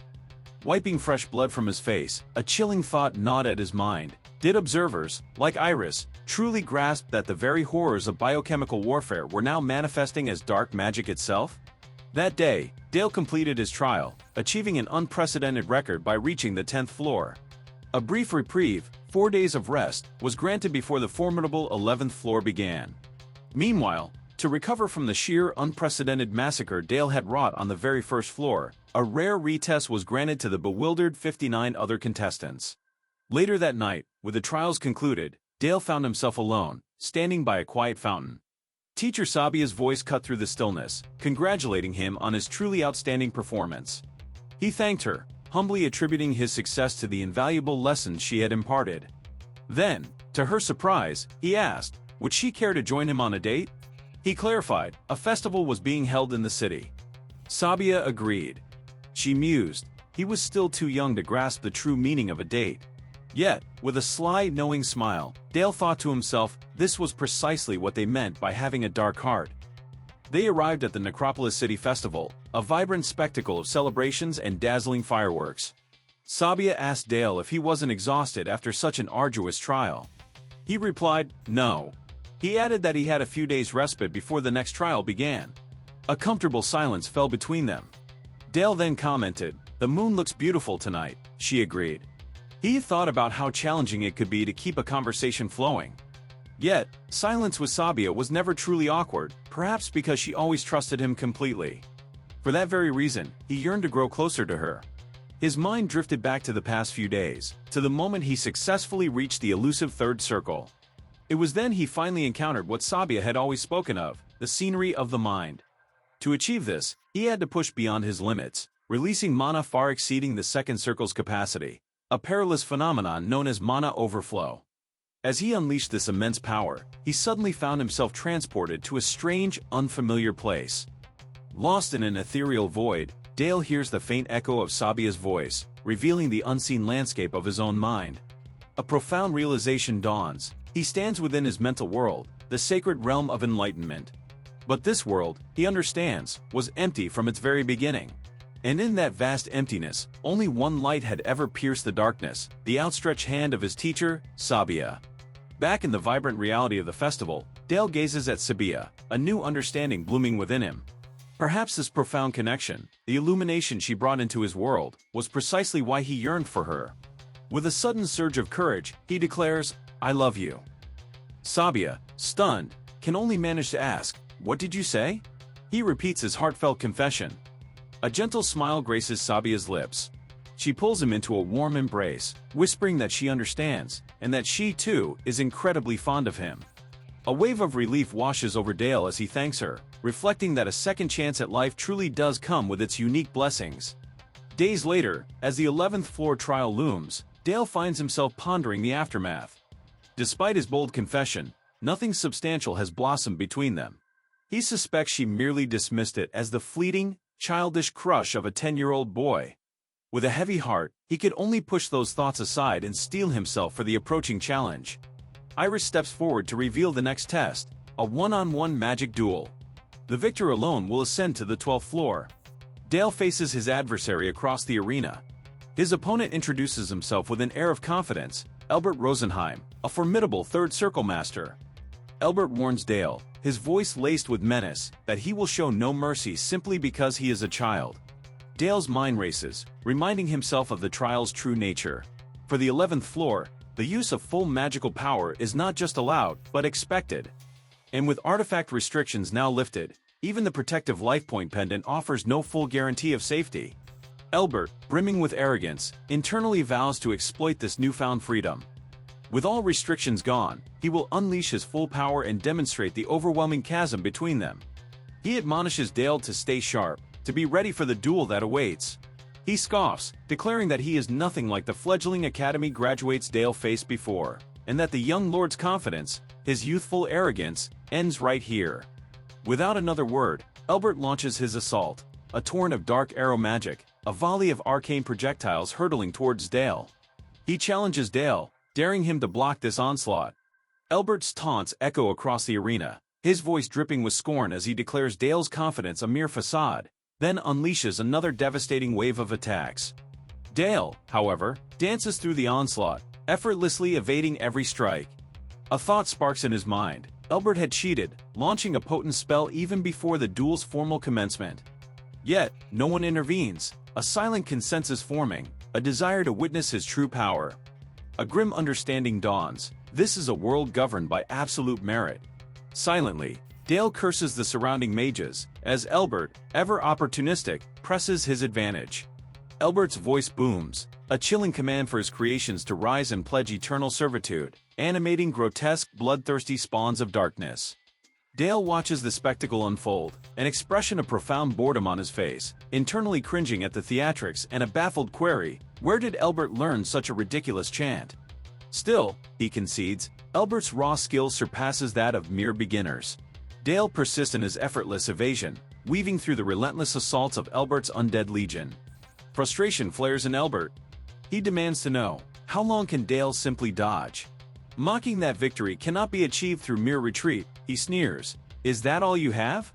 Then, a chilling command, one of his undead soldiers is ordered to self-destruct. He proclaims his triumph, convinced of his imminent victory. But in that moment, Elbert's eyes widen. Dale is gone. A frantic thought. When did he vanish? Where did he go? Then, a voice, cool and sardonic, materializes directly behind Elbert. Dale asks, a hint of mockery in his tone, if Elbert doesn't find cheating against a child a tad cowardly. Elbert turns, a look of utter bewilderment on his face. Dale then acknowledges, with a wry nod, Elbert's initial clever surprise attack, before activating spectral form, a skill from his very own cloak of shadow. He warns Elbert, he is still far, far from true victory. Meanwhile, a low hum begins to emanate from Dale's shadow creatures. A deep, primal hunger now stirs within them. They silently inquire, can we eat him? A faint smile touches Dale's lips. He grants permission, but not without a playful warning, don't overeat. The shadows surge forward, engulfing Elbert in a wave of darkness, and his screams pierce the air. Dale observes, almost casually, that his shadow seemed a little excited, clearly having been hungry. Elbert, now broken, pleads for mercy. Dale's command is swift, the shadows recede. Elbert collapses, unconscious. And with that, Iris's voice rings out, declaring Dale the undisputed victor of the first round. As Dale inquired about his next challenger for the second round, an unforeseen event unfolded. His opponent, utterly paralyzed by fear, immediately forfeited, uttering only a desperate plea for his life. And so, the count for the third round commenced. From that moment on, until the final match, Dale swept through the trials, his adversaries automatically surrendering, their fear a silent testament to his might. Only a single solitary bout dared to challenge his relentless ascent. Following this, Dale diligently refined and mastered his 3 formidable magic circles, systematically dismantling the floor guardians one by one. Until, finally, on the precipice of the 20th floor, an adversary truly worthy of his growing power emerged, the Headless Knight. This chilling creation, personally forged by a Black Tower Elder, was an incomparable foe to any that had come before. Whispers rippled through the observers, even for the prodigious young lord, they believed this might just be his insurmountable limit. But Dale merely smiled, a mischievous glint in his eye, thinking that things going so predictably would be utterly boring. And then, the clash began. Dale versus the Headless Knight. The spectators watched, breathless, their astonishment quickly turning to bewildered confusion. What exactly was unfolding before their eyes? Their collective gasp echoed through the arena as the impossible occurred, the formidable Headless Knight, kneeling before Dale. Dale's voice, cold and commanding, cut through the silence. Finish yourself. Without hesitation, the knight plunged its own blade into its body, collapsing into ruin. Dale mused on the knight's profound loyalty, a devotion so absolute it superseded its very purpose as a guardian. It was, undeniably, impressive. But then, a dawning realization washed over him. Perhaps he had pushed too far. Perhaps he had overplayed his hand. Now he understood the spectators' stunned silence. For a construct like the knight to betray its creator, a Black Tower Elder, and swear fealty to Dale. It signaled a power level comparable to the elders themselves. A revelation he had desperately hoped to keep concealed. His point made, his secret revealed, Dale decided it was time to retreat. He turned, walking towards the exit. Confused, the observers called out, questioning his sudden departure. Dale knew. Even if he could ascend higher, there was a sacred boundary he simply could not breach. To climb further would mean transcending the very realm of monsters, becoming something unknowable. And with that profound realization, Dale's arduous trial came to its unexpected end. His departure, a ripple effect, caused the very tower trials themselves to conclude. Upon the arrival of the Tower Master and his son Dale, the entire Black Tower offered a military salute. Not just the noble families in Saxon, but every mage in the Black Tower, including the elders, bowed to the Duke and his son. Thanks to Dale's overwhelming achievements, the entire northern region slowly began to unite. In the Duchy of Saxon, in the Northern Empire, knights are shown fighting and cheering for the young Lord Dale and for House Saxon. After safely completing the Tower trial, Dale received an order from his father, the Duke, to lead a campaign against an orc horde. This was a ridiculously heavy responsibility for a 10-year-old. Yet not a single person doubted his ability as a commander. As the legitimate heir to the Black Duke, Dale gradually began to unite the entire northern region. Later, Dale reports to his father, announcing they have eliminated 145 orcs. The Duke asks about the night casualties. Dale replies that there are 3 lightly injured, no other losses. The Duke asks if he used magic to protect them. Dale denies this, asserting the credit goes to the swords of House Saxon alone. The Duke smiles and praises his work. Sir Helmet comments to the Duke that the young lord has already gotten used to leading a regiment-sized knight unit. Dale humbly replies that the credit all goes to Sir Helmet's teachings. Sir Helmet praises him, acknowledging that Dale learned swordsmanship, strategy, tactics, and the art of war from him. He predicts that at this rate, the day when Dale leads his own territory in a domain war is not far off. Dale smiles at the thought of a domain war, always welcoming any new stage. The scene shifts to Dale and Charlotte sparring. Charlotte shouts as she lunges. They exchange rapid blows. The fierce clash between them continues. Dale ends the training, commenting that Charlotte's level has improved a little. Charlotte replies, annoyed that he talks about it like it doesn't concern him. He asks if he teased her too much. She reminds him that he became a third circle mage and passed the 20th floor of the tower trial. She adds that since then, she has heard nothing but constant praise for young Lord Dale and asks if he isn't sick of it. He reassures her not to worry too much. He encourages her that she will become stronger too. He thinks to himself that considering she is only 10, Charlotte's talent is far from ordinary. Charlotte gets angry and yells at him not to treat her like a child. He replies that she is a child. She retorts that he's a child too. He smiles and tells her that he is already an adult, referring to his consciousness from his past life. Later, Sir Helmet begins a new lesson with Dale. He explains that today he will teach him the hammer and anvil tactic and explains that the tactic relies on the cavalry breaking through the enemy's flank and encircling them while the infantry blocks the counterattack of the enemy cavalry. He emphasizes that this is the key and the tactic's name is inspired by the process of striking metal on an anvil with a hammer. Dale concludes that this tactic is only possible thanks to the existence of the Black Cavalry. He thinks to himself that regardless of the world, the nature of war doesn't change much. Helmet asks him about the progress of Charlotte's training. Dale replies that her training is splendid, though not comparable to Dale's training. He explains that her swordsmanship fundamentals have taken shape, and she will soon begin learning aura techniques and the Saxon family sword style. But he mentions there is one concern. Dale interrupts him, guessing the concern is about the compatibility between Charlotte and their sword style. The narration explains that just as mages refine mana into magic through their circles, knights can also refine mana and store it as a through internal discipline. And just as mages form towers, knights form orders to pass on their swordsmanship legacy. Among these are the Black Cavalry, belonging to the Knight Raven Order of the Northern Saxon family, whose style relies on overwhelming power. The problem is that Charlotte's style relies on speed and agility. With her current talent, she might barely manage to reach the ranks of the 7 swords, but she will never reach the rank of the first sword, the position her father used to hold, or the person who was nicknamed the Sword of Flores. Sir Helmet continues expressing his regret that the Sword of Flores style completely disappeared with the fall of the Night Kingdom. Dale wonders to himself if this style has really vanished from the world. As Dale was steadily building his reputation through arduous training schedules and monster subjugations, The time finally came to prove the results of this training. The Duke receives a messenger and looks stunned by what he hears. The messenger confirms that the neighboring Baron Volker claims ownership of the Duke's copper mine and has formally requested a domain war. Dale thinks that although boundaries in this world aren't perfectly clear, it's reckless for a low-ranking noble baron to pick a fight with a high-ranking noble duke. The messenger adds that if the Duke refuses to concede the mine and agrees to the war, the Archduke Brandenburg has declared his support for the baron's claim in exchange for a share of the copper mine's profits. And it won't stop there. Brandenburg will send his St. Magdalena order to support the baron. Dale immediately understands what is happening, realizing that Brandenburg has not forgotten the humiliation he suffered at his father's hands, and this is his way of retaliating and getting revenge.